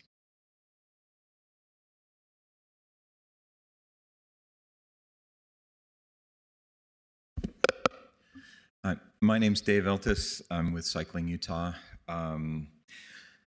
This plan is not ready to be passed. Please do not pass it without some solid revisions to it, with giving it some goals, some solid goals. Like, for example, it asks to reduce vehicle miles traveled, but there's no metric, there's no percent, there's no nothing on that. It's a feel-good plan. You read it and you feel very happy about life and the future, but there aren't any goals. It's has problems throughout. There's barely a mention of UDOT. UDOT is a major owner of streets in Salt Lake. Most of UDOT streets are extremely dangerous. I've been hit and severely injured to the point where it changed my life on a UDOT street. UDOT streets are responsible for most of the deaths in Salt Lake. There's a lot to talk about in the last minute. So Vision Zero is mentioned, but there's no commitment to becoming a Vision Zero city in the plan. There's no mention or very little mention of free fare. There's very little mention of protected bike lanes, which are the current standard for making cycling safer in around the world. We haven't, by the way, had a single protected bike lane installed in Salt Lake City since 2015, not one. And we've had some bike paths installed, but we have not had a single protected bike lane since 3rd South and 2nd West in 2015. There's little mention of neighborhood byways and the importance of those and finishing those. There's just essentially no goals. And the last thing I would say is please keep this public hearing open. There's not been enough notification of this. Please keep this open for a while. Thank you. Thank you. Next public commenter. That was the final registered commenter for this item. Okay. Go ahead. Oh, I'll accept a motion. Oh, well, in that case, I would move that the council continue the public hearing to a future date. I just want to, it looks like we're on the timeline. We're comprehending another briefing if needed, and I think we might have a couple questions that we want to ask, and I just want to keep the public comment open, and we could still adopt on the same timeline. I second. Okay, motion been made by Councilmember Wharton, second by Councilmember Pui. Is there any hearing or any discussion? Excuse me. I would like to add some thoughts to this as well. The future of transportation of a growing city is a challenging one, and the challenges of funding all the hopes and dreams is a very real one, and trying to find the money to make all our dreams happen is definitely a piece of the equation. I also want to address, and I appreciate your motion to punt this discussion to a later date, so it gives us more time for more community input and potentially more input from the council. But I just want to clarify that there is, in the state of Utah, public transportation is run by the state through UTA, which it's its own entity, and they set the rates. Salt Lake City has to pitch in money to expand bus lanes to West Side communities and other communities that are not serviced by UTA. We have to pitch in money to expand ridership in other ways, to basically expand the system because it's not being done from that side. We don't have the chance to fund free transportation for everybody.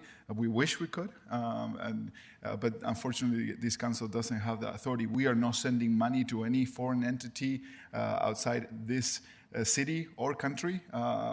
And just as a clarification on that, certainly we will use it here if that was the case. I just wanted to say that thank you for the input and thank you for that motion to give us more time. Thank you. Any other discussion? Okay, seeing none, we'll close discussion.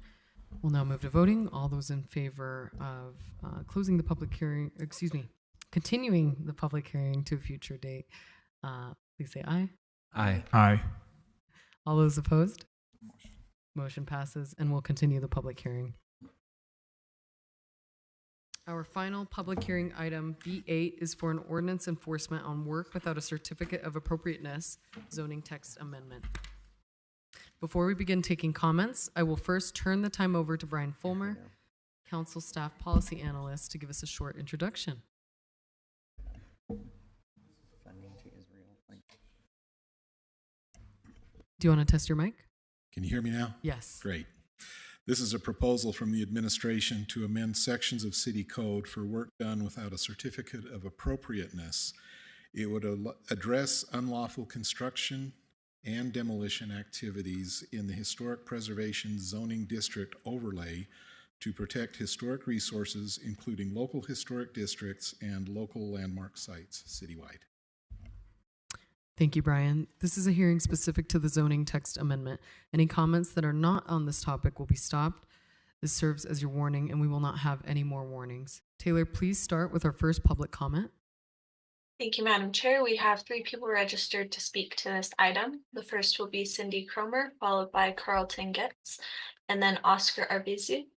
Cindy is here in person. I forgot to tell you my name. Cindy Cromer.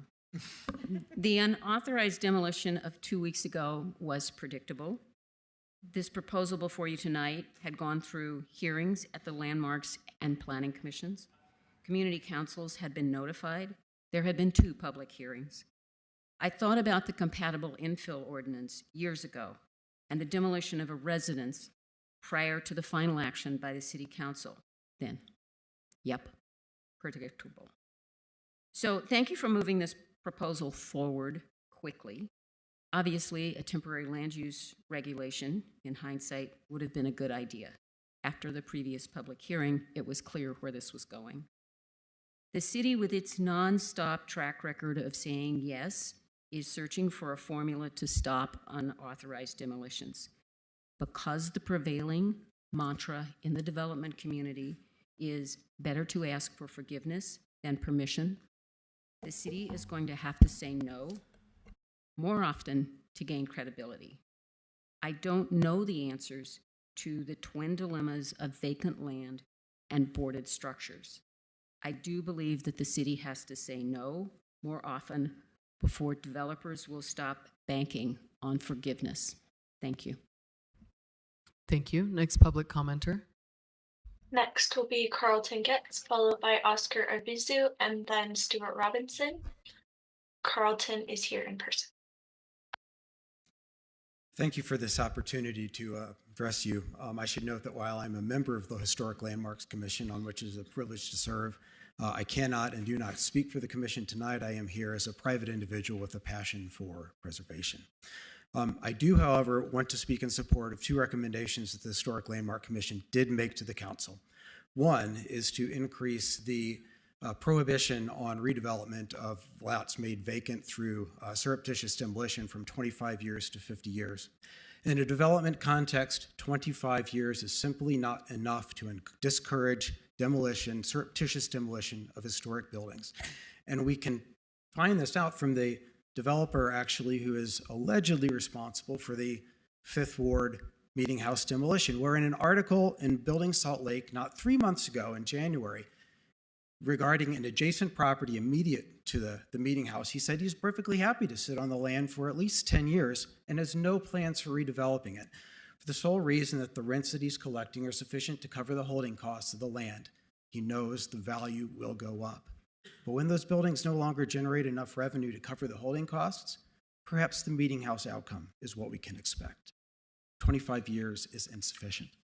Second, I would like to encourage the council to consider extending the boarded building fee to apply also to lots made vacant through the surreptitious demolition of an historic building.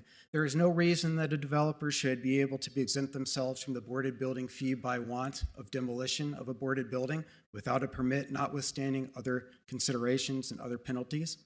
I think it should run with the land. If there's going to be a surreptitious demolition that is not authorized, that penalty should run for the full period of time, including the vacant lot. Thank you. Thank you. Next public commenter. Next will be Oscar Arvizu, followed by Stuart Robinson. Oscar, you may now unmute. Hi, can you hear me? Yes. My name is Oscar Arvizu, and I'm happy to hear about the adoption of these new rules, but there's still a lot of work the City Council could be doing proactively to help preserve and these important historical structures throughout Salt Lake City, especially downtown Main Street. Why isn't Main Street on the local historic district map? Many of the buildings are on the National Historic Landmark Registry, but only half are on the local landmark map. The National Registry really doesn't really offer any protections, as we saw with the Pantages Theater, which is now a massive hole in the ground. Let's face it, the city and the taxpayers got ripped off.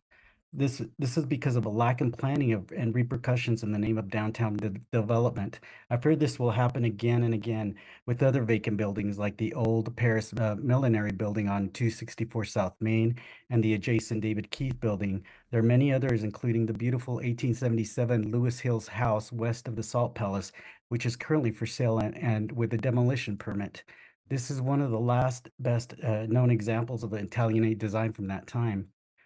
This leads to my second point. Why isn't the city encouraging developers to help with the restoration, preservation, and the reuse of older historic buildings, requiring relocation of historic homes instead of demolishing them? The city should encourage and seek new local or out-of-state developers that are willing to step up and preserve, renovate, build something beautiful and different instead of the average run-of-the-mill box and glass structures.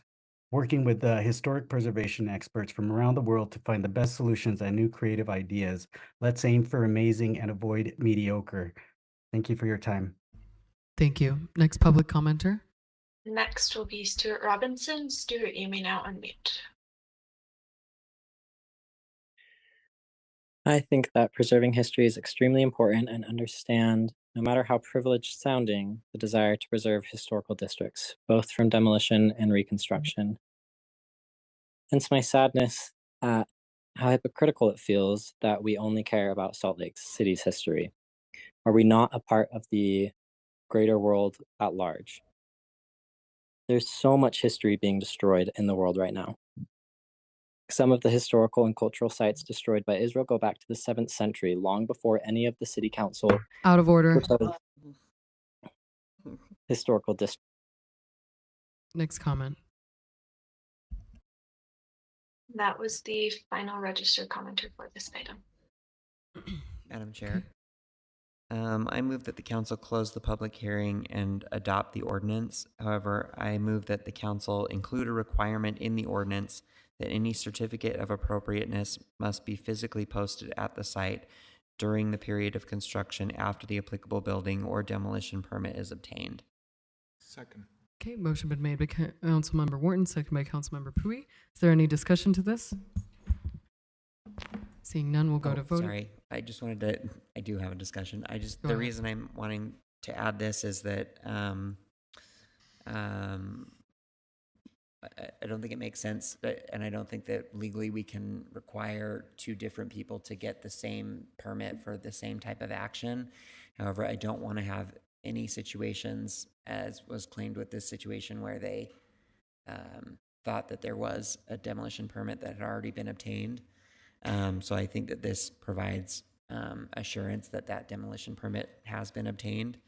And I know that there was a concern that potentially they could falsify that document and post that, but I think that that would be fraud and that would be an additional crime on top of this. So I hope that that would be a sufficient deterrent.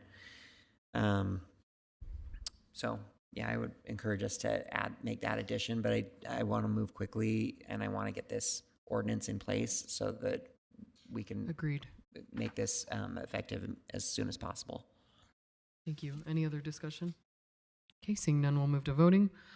All those in favor, please say aye. Aye. Aye. All opposed? Okay, motion passes to, motion passes. I'm not going to repeat it. Okay, perfect. This brings us to potential action section item C1 for the fiscal year 2024-25 funding allocations for one-year action plan for community development block grant and other federal grants. I'll look for a motion. Madam Chair, I move that the council approve the resolution adopting the 2024-2025 annual action plan funding allocations attached to the motion sheet as Exhibit A for the following grant programs: CDBG, ESG, Home, HOPWA, Home, ARPA, and CDBG CV. Second. Okay, motion been made by Councilmember Dugan, second by Councilmember Pui. Is there any discussion? Seeing none, we'll move to a vote. All those in favor, please say aye. Aye. Aye. Aye. All opposed? Motion passes. Our final item, C2, for an ordinance budget amendment number 3 for fiscal year 23-24. I'll look for a motion.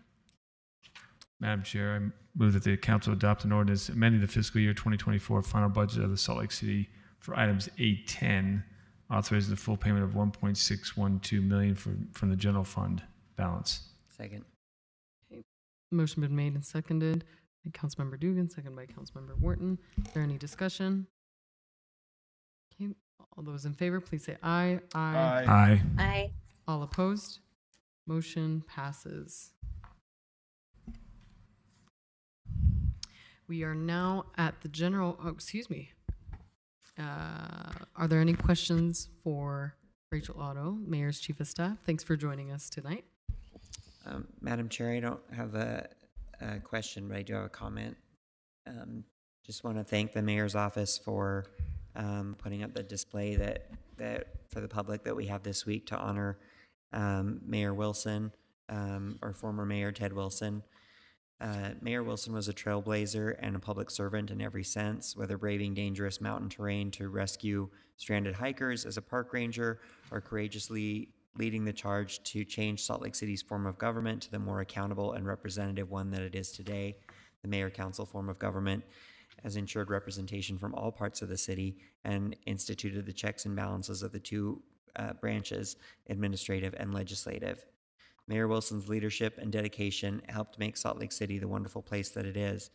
As mayor, Ted Wilson played an important role in preserving the historic character of the avenues through the establishment of the historic district and zoning changes. Mayor Wilson's legacy of protecting and valuing the natural environment is evident in the preservation of our foothills areas and the preservation of Salt Lake City's watershed. He also worked to invest in the city's water and sewer systems, preventing them from falling into disrepair, working with Western Airlines, later acquired by Delta. He helped establish our airport as a major travel hub, providing Utahns with access to more destinations around the world. We will remember Mayor Wilson with much gratitude for everything he did for the people of Salt Lake City. Thank you. Thank you. We are now at the general comment portion of our agenda and welcome your comments on any item of interest.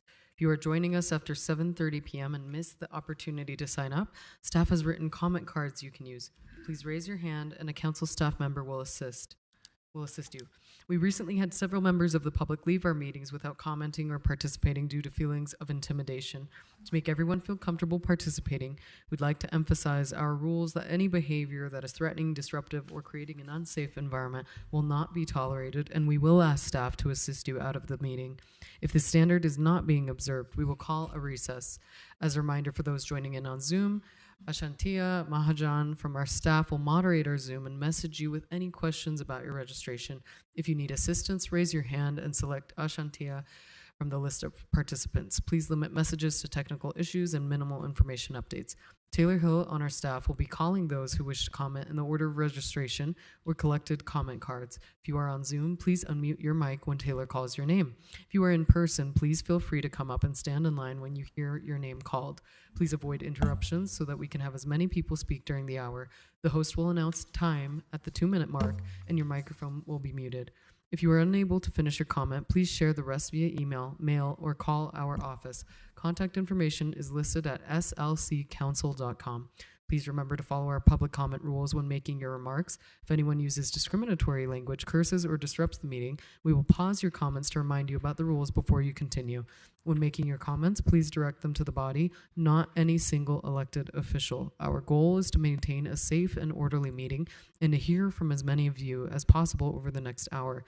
Taylor, you can begin with our first general comment. Thank you, Madam Chair. First will be Rigo Ramirez, followed by Andrew Rodriguez, and then Stuart Robinson. Rigo is here in person. Good evening, everyone. Thank you for giving us the opportunity to share a message with you about tax fraud in the construction industry. My name is Rigo Ramirez, and I'm the lead representative for the Western States Regional Council of Carpenters. And everyone you see here wearing a black t-shirt is a member of the Carpenters Union Local 801. Tax fraud is harming some working families. When employers shift their tax burden onto their employees, employees must then pay their employers' employment taxes out of their pockets, which places a huge financial burden on working families. Also, when employees aren't on the books, they are on the hook if they get sick or injured on the job and cannot work. No health benefits or workers' comp. This April 13th through the 19th, Western States Carpenters Local 801 and the United Brotherhood of Carpenters are taking part in the National Tax Fraud Days of Action, a week-long series of events to raise awareness about construction industry tax fraud. The prevalence of construction industry tax fraud has reached crisis levels, and bad actor employers are preying on vulnerable workers. From taking advantage of our immigrant population to undercutting the competition, these bad actor employers are defrauding our working families and our communities by doing business that only fattens their wallets. Again, thank you very much for your time and the opportunity to share this message with you. Thank you. Next public commenter. Next is Andrew Rodriguez, followed by Stuart Robinson, and then Steve Altman. Andrew is here in person. Hi, my name is Andrew Rodriguez. I'm with Dog Construction. I'm the pre-construction manager there. So a little bit of background is we built the majority of what you see in the actual Salt Lake City airport. The reason I'm here today is because it's been increasingly hard for us to secure work. The reason is because of tax fraud. The construction industry tax fraud punishes good tax fair-minded construction firms who cannot compete with the low road labor costs of fraudulent businesses. These bad actor employers are underwriting us and other competition by defrauding workers and absorbing the labor force that could be working for a legitimate construction firm. This week, what we're trying to do is we're trying to raise awareness, and the Local 801, where these guys and the Brotherhood of Carpenters are taking part in National Tax Fraud Days of Action, which is a week-long series of events to raise awareness about construction industry tax fraud. Unfortunately, when it's harder for us to secure work, we have to lay guys off. And what happens is these guys go out into the field and they're being taken advantage of and they're being cheated. And it's actually really sad. And we're tired of seeing these hardworking people being taken advantage of. There are measures in place to stop this. There are laws in place for responsible contractors. Unfortunately, people don't follow them because it's just a paper you have to sign, saying you follow them, and most people don't. It's more than time that we all work together to get these toxic, bad actors, employees out of Salt Lake City so that we can all go on building fairly, equitably, and successfully. Thank you. Thank you. Next public commenter. Next is Stuart Robinson, followed by Steve Altman, and then Brandon Crum. Stuart, you may now unmute.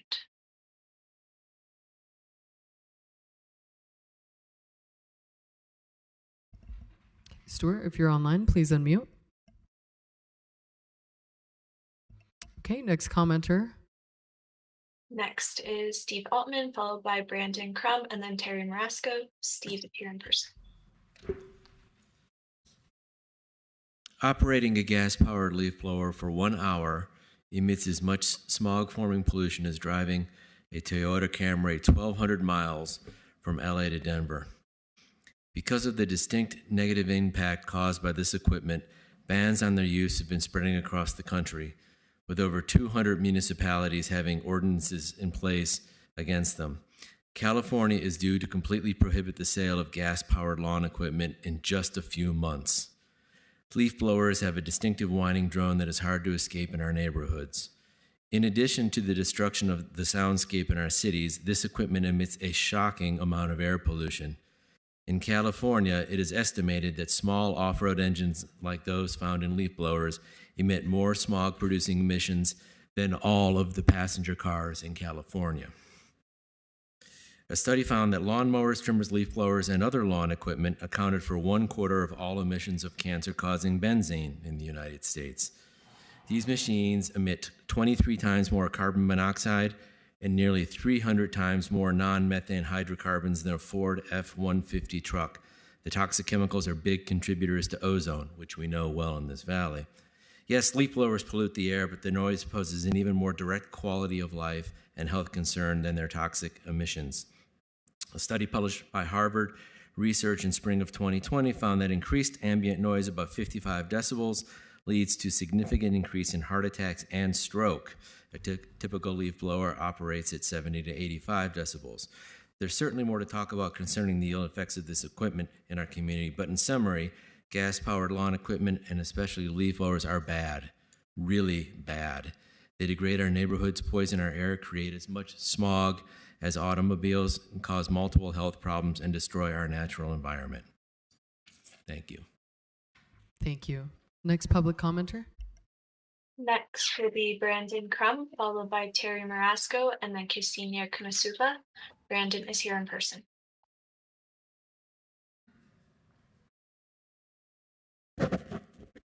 Hello, everyone. My name is Brandon Crum.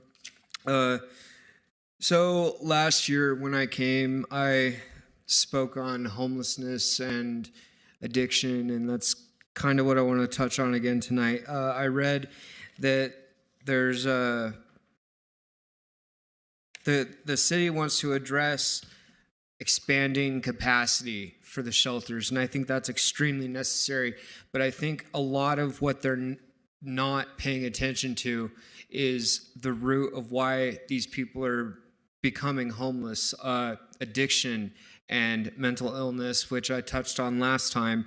I see it every day where I live, and well, I don't have a job right now, but when I was working, I would again see it every day. And the problem with addiction is people don't understand that it comes from trauma, and you know they create more trauma. It's just you can't solve it with a homeless shelter. You have to understand why it happened in the first place. It's too big a problem to attack and too many facets to attack and address with a plan of change. But we have to try. Anyways, there's way more than I have time to say, but I'm going to be in touch. I will be back. Thank you. Next public commenter. Next is Terry Marasco, followed by Ksenia Kunasuva, and then Winter Trevicher. Terry is here in person. Excuse me. Hi. Some of you know I've pulled together a group of about 50 people, business owners on the west side, particularly along North Temple, law enforcement, legislators, etc. And the problem continues on and on. Just tonight at the KOA, City Creek Pizza, someone stole a vape pen from an employee. Employee chased him down, punched him to get it back, and the employee was charged. Next, KOA, homeless person took a crowbar and broke into a mobile home. Cops want an online report.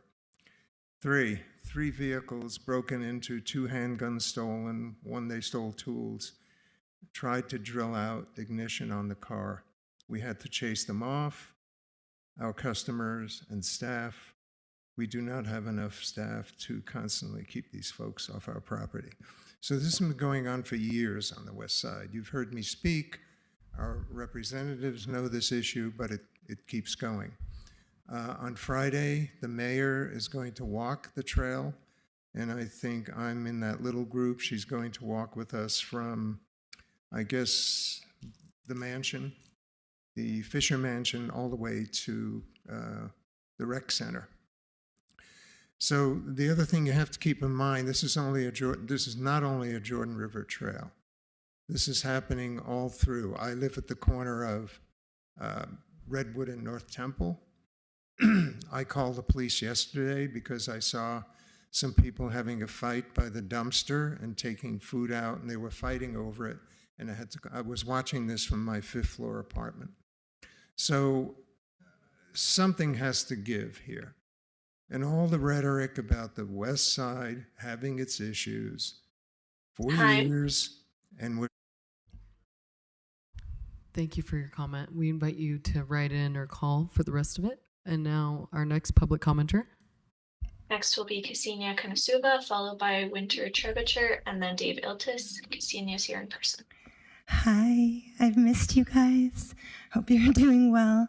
My name is Ksenia. I'm with the Nomad Alliance. We have a dozen members of our Nomad advocacy team here, people that are living on the streets, and people who are living in the pods that you guys were so brave enough to vote in favor of and that are now functioning. And we've brought them here today to tell you guys about how that's going.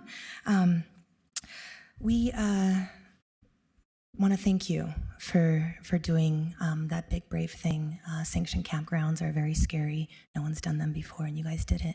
Thank you. We're here to say thank you, but also to say we need more. This and that. What we really need is deeply low barrier housing, non-congregate housing that have no requirements for sobriety, that do not kick people out if there are drugs found in bags.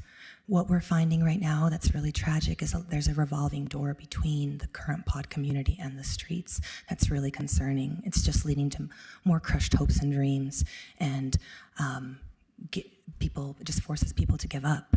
You guys were their hope, and this community was their hope, and they're back out in the streets. If we have any chance of reducing the number of visible unsheltered homeless that are out on the streets, which I know your guys are getting a lot of flack from the business community, we need a place that does not require sobriety in order to have the dignity of housing and of shelter.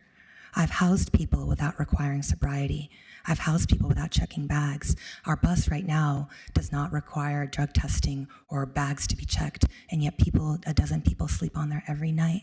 No drugs are used inside, on the outside, no theft. There's no problems in the neighborhood, and it's working out well, and we need more of that. We also need safe parking places for the hundreds of people sleeping on the street. Thank you. If you have any other outstanding comments, we invite you to call in. You can email or you can write. Next public commenter. Next is Winter Trebuchet, followed by David Iltis, and then Bradley Shields. Winter is here in person. First and foremost, thank you for allowing us to speak to you tonight. My name is Winter. I have been off and on homeless for about 6 years now. The things that I've experienced being homeless is, granted, we all made mistakes, and that's what brought us to being homeless, but some of us want change. The inability to use a restroom when we need to, a safe place to sleep without fear of being attacked or sexually assaulted. a place to shower, or even have clean clothes.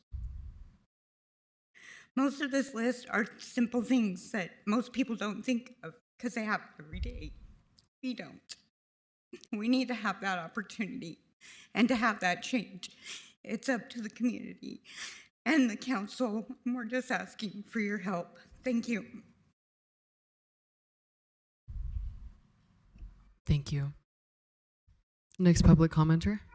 Next is Dave Iltis, followed by Bradley Shields, and then Brandon Jean-Pierre. David is here in person.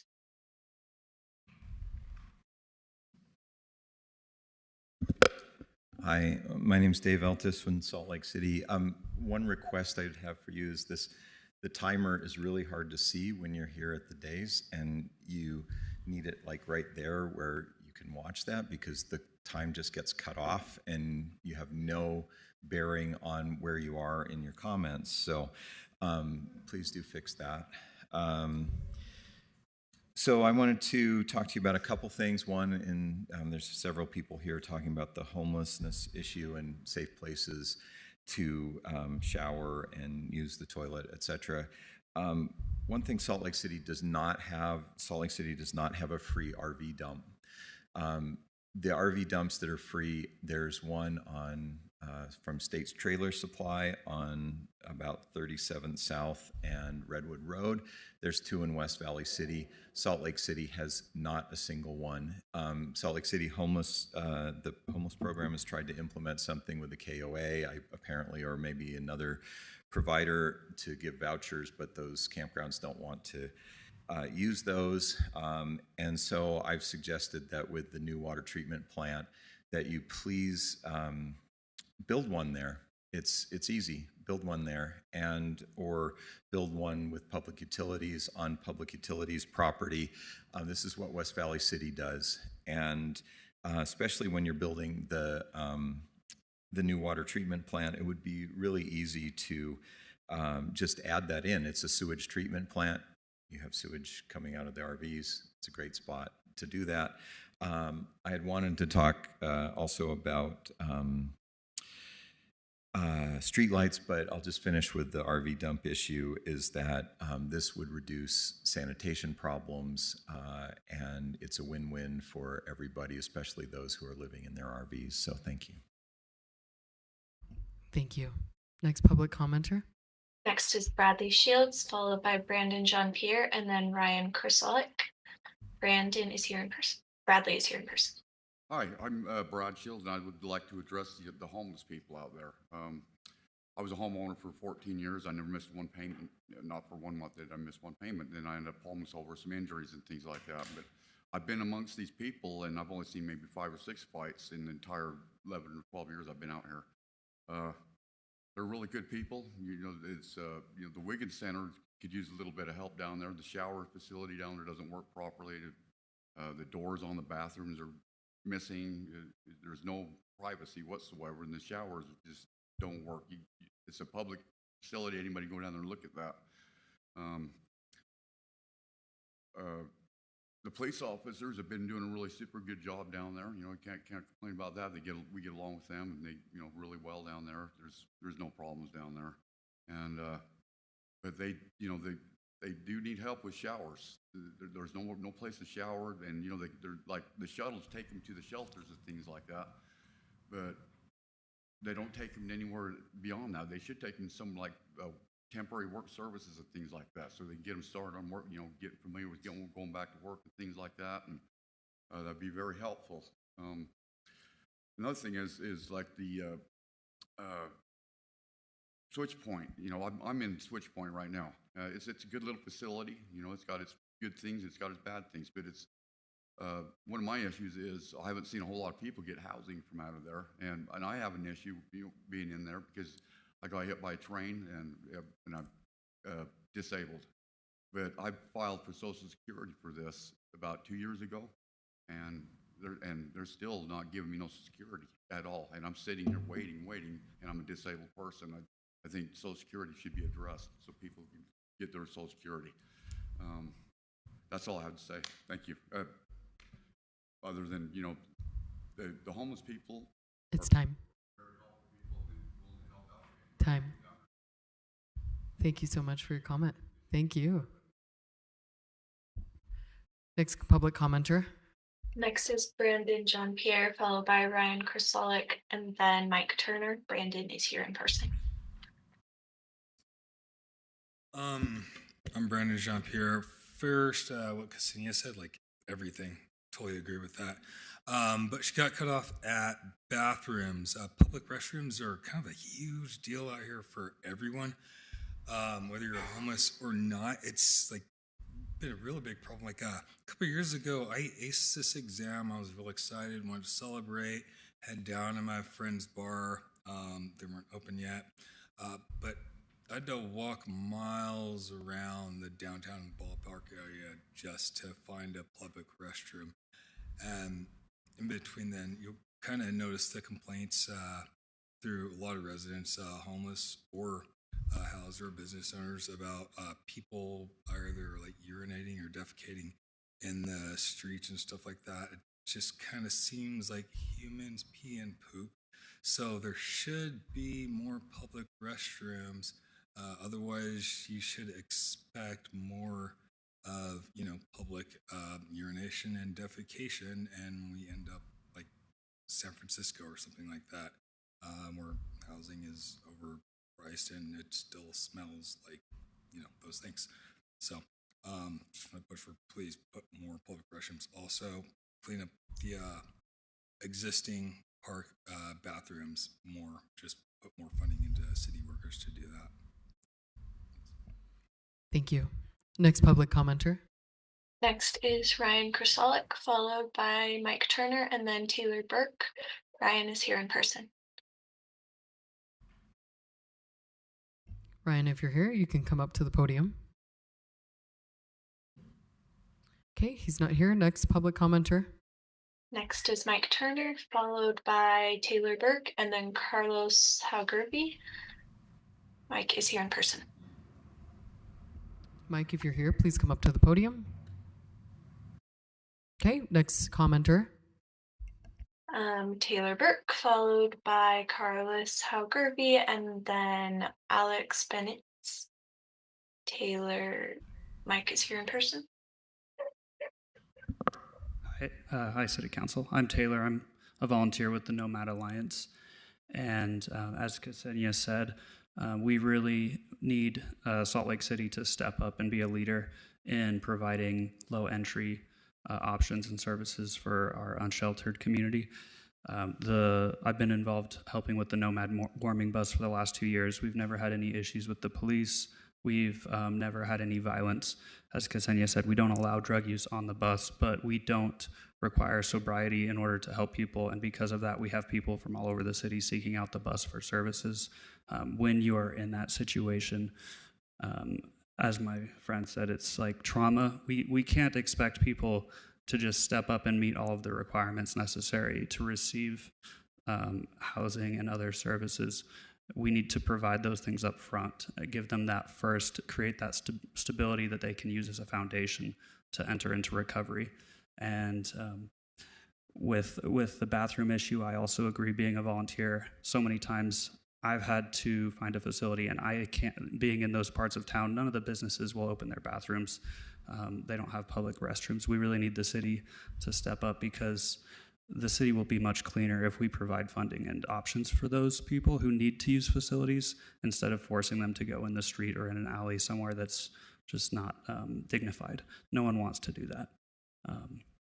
So in short, absolutely we need to continue to extend the lease for the VOA, Vincent St. de Paul, as well as the micro-housing facility that Brad is in. And we need to do a lot more. I appreciate your time, and I look forward to seeing the city step up and become a national leader in these issues. Thank you for your comment. Next commenter. Next is Carlos Haugerby, followed by Alex Bentix, and then Tony Lambert. Carlos is here in person. Good evening. My name is Carlos Haugerby. I run the Nomad Alliance bus. I'm the manager there, and I deal with between 5 and 11 people daily, on a daily basis. House them to sleep there. There is no violence on that bus. If there is, it's prevented. We don't have problems with the police, as they said, but we do need some public bathrooms somewhere so these people can go. The water, those bathrooms were shut down at all the parks. Where are these people supposed to go? Where would you go? Where it's at, right? So we just, we just need help with that. And then Ksenia, our president, can get some help from the city also. But it's been really tough. It's an experience for me. I've been doing it for 2 months, and it's going good so far. We haven't had not one police report or anything like that. Thank you. Thank you. Next public commenter. Next is Alex Bentitz and then Tony Lambert, followed by Daniel Brown. Alex is here in person. Alex, if you're here, please come up to the podium. Okay, next public commenter. Next is Tony Lambert, followed by Daniel Brown, and then Christopher Glover. Tony is here in person.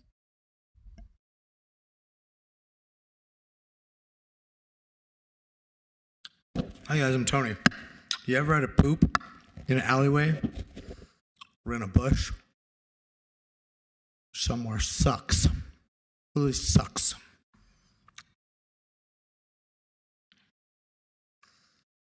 Think about it. We need more bathrooms.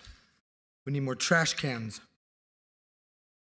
You know, if you get caught pooping or peeing in public, you can be on the sex offender registry list. You can go to prison. You're a sex offender. You're a sex offender in prison. You got in a lot of trouble in your life for pissing in public. It's ridiculous, you guys. Come on. Get real. We need laundry facilities. We need somewhere to shower. Why are all these apartments being built when nobody can afford to live in them?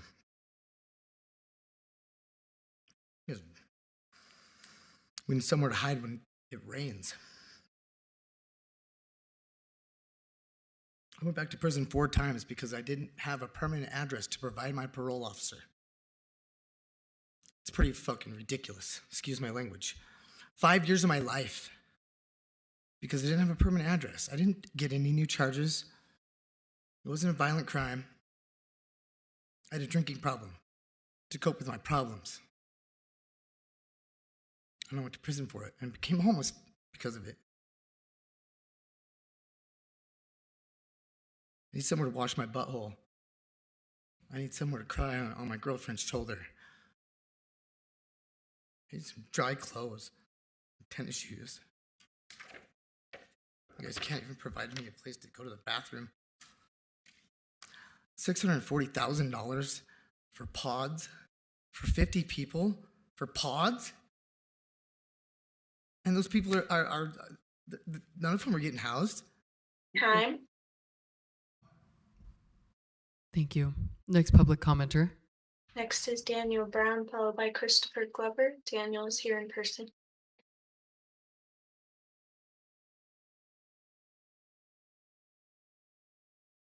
How you doing today?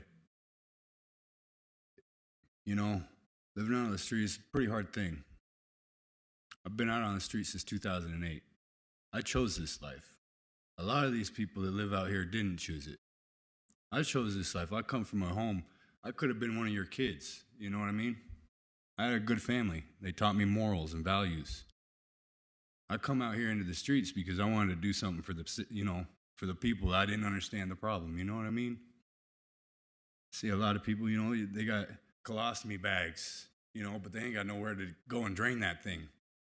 They got, clothes that they've been wearing for a week or two, just filthy because they ain't got nowhere to go wash them. They ain't got no money. And how you going to get a job when you're wearing dirty clothes? Y'all wearing nice suits. You can go out and get a job. You got skills, right? How you going to get a job? You ain't going to be able to wear that suit. How you going to get a job when your employer asks you, well, you got transportation? Well, I can't get a car. I made a mistake. I got some misdemeanors in my life. You know what I mean? I made a mistake. 6 years ago, I haven't picked up a charge since. I can't do nothing about it because, laws and stuff, you got to pay for your consequences of your actions, right? I get that. But 6 years afterwards, look, man, it's a complicated issue. Nobody's arguing that. pods, that's a good start. You know, one set of portaloos, that's great. There's a lot of people out here that would love to go back to work, but they can't. Let's help them get back to work. That's all I got to say. Thank you. Next public commenter. Next is Christopher Glover, who's here in person. Okay, Christopher, if you're here, please come to the podium. Okay, next public commenter. That is the last registered commenter. Okay, thank you everyone for your comments. We are now at new business item E1 for an ordinance enacting temporary zoning regulations. Madam Chair, will you allow me to be creative here? Please. Please. I will like to make a compound motion for item E1, E2, E3, E4, and E5. I love the way you think. And I move that the council adopt an ordinance enacting temporary zoning regulations authorizing the temporary increase in overnight capacity at the Youth Homeless Resource Center at 888 South, 400 West, and at the Geraldine E. King Women's Resource Center located at 131 East, 700 South, and at the Gail Miller Resource Center located at 242 West Paramount Avenue, and the shelter at the St. Vincent de Paul Center located at 437 West, 200 South. And I further move that the council adopt an ordinance enacting temporary zoning regulations authorizing a temporary shelter community use at approximately 255 South, 600 West Street. So moved. Do we have a second? Okay, Councilmember Pui made his motion, second by Councilmember Dugan. Is there any discussion? Seeing none, we'll move to voting. All those in favor, please say aye. Aye. Aye. All opposed? Okay, motion passes. We have no unfinished business items. This brings us to the consent portion of our agenda. I'll look for a motion. Move for approval. Second. Motion been made by Councilmember Wharton, second by Councilmember Dan Dugan. If there's any discussion, seeing none, move to a vote. All those in favor, please say aye. Aye. Aye. All those opposed? This concludes our Salt Lake City meeting. Council's formal meeting now stands adjourned.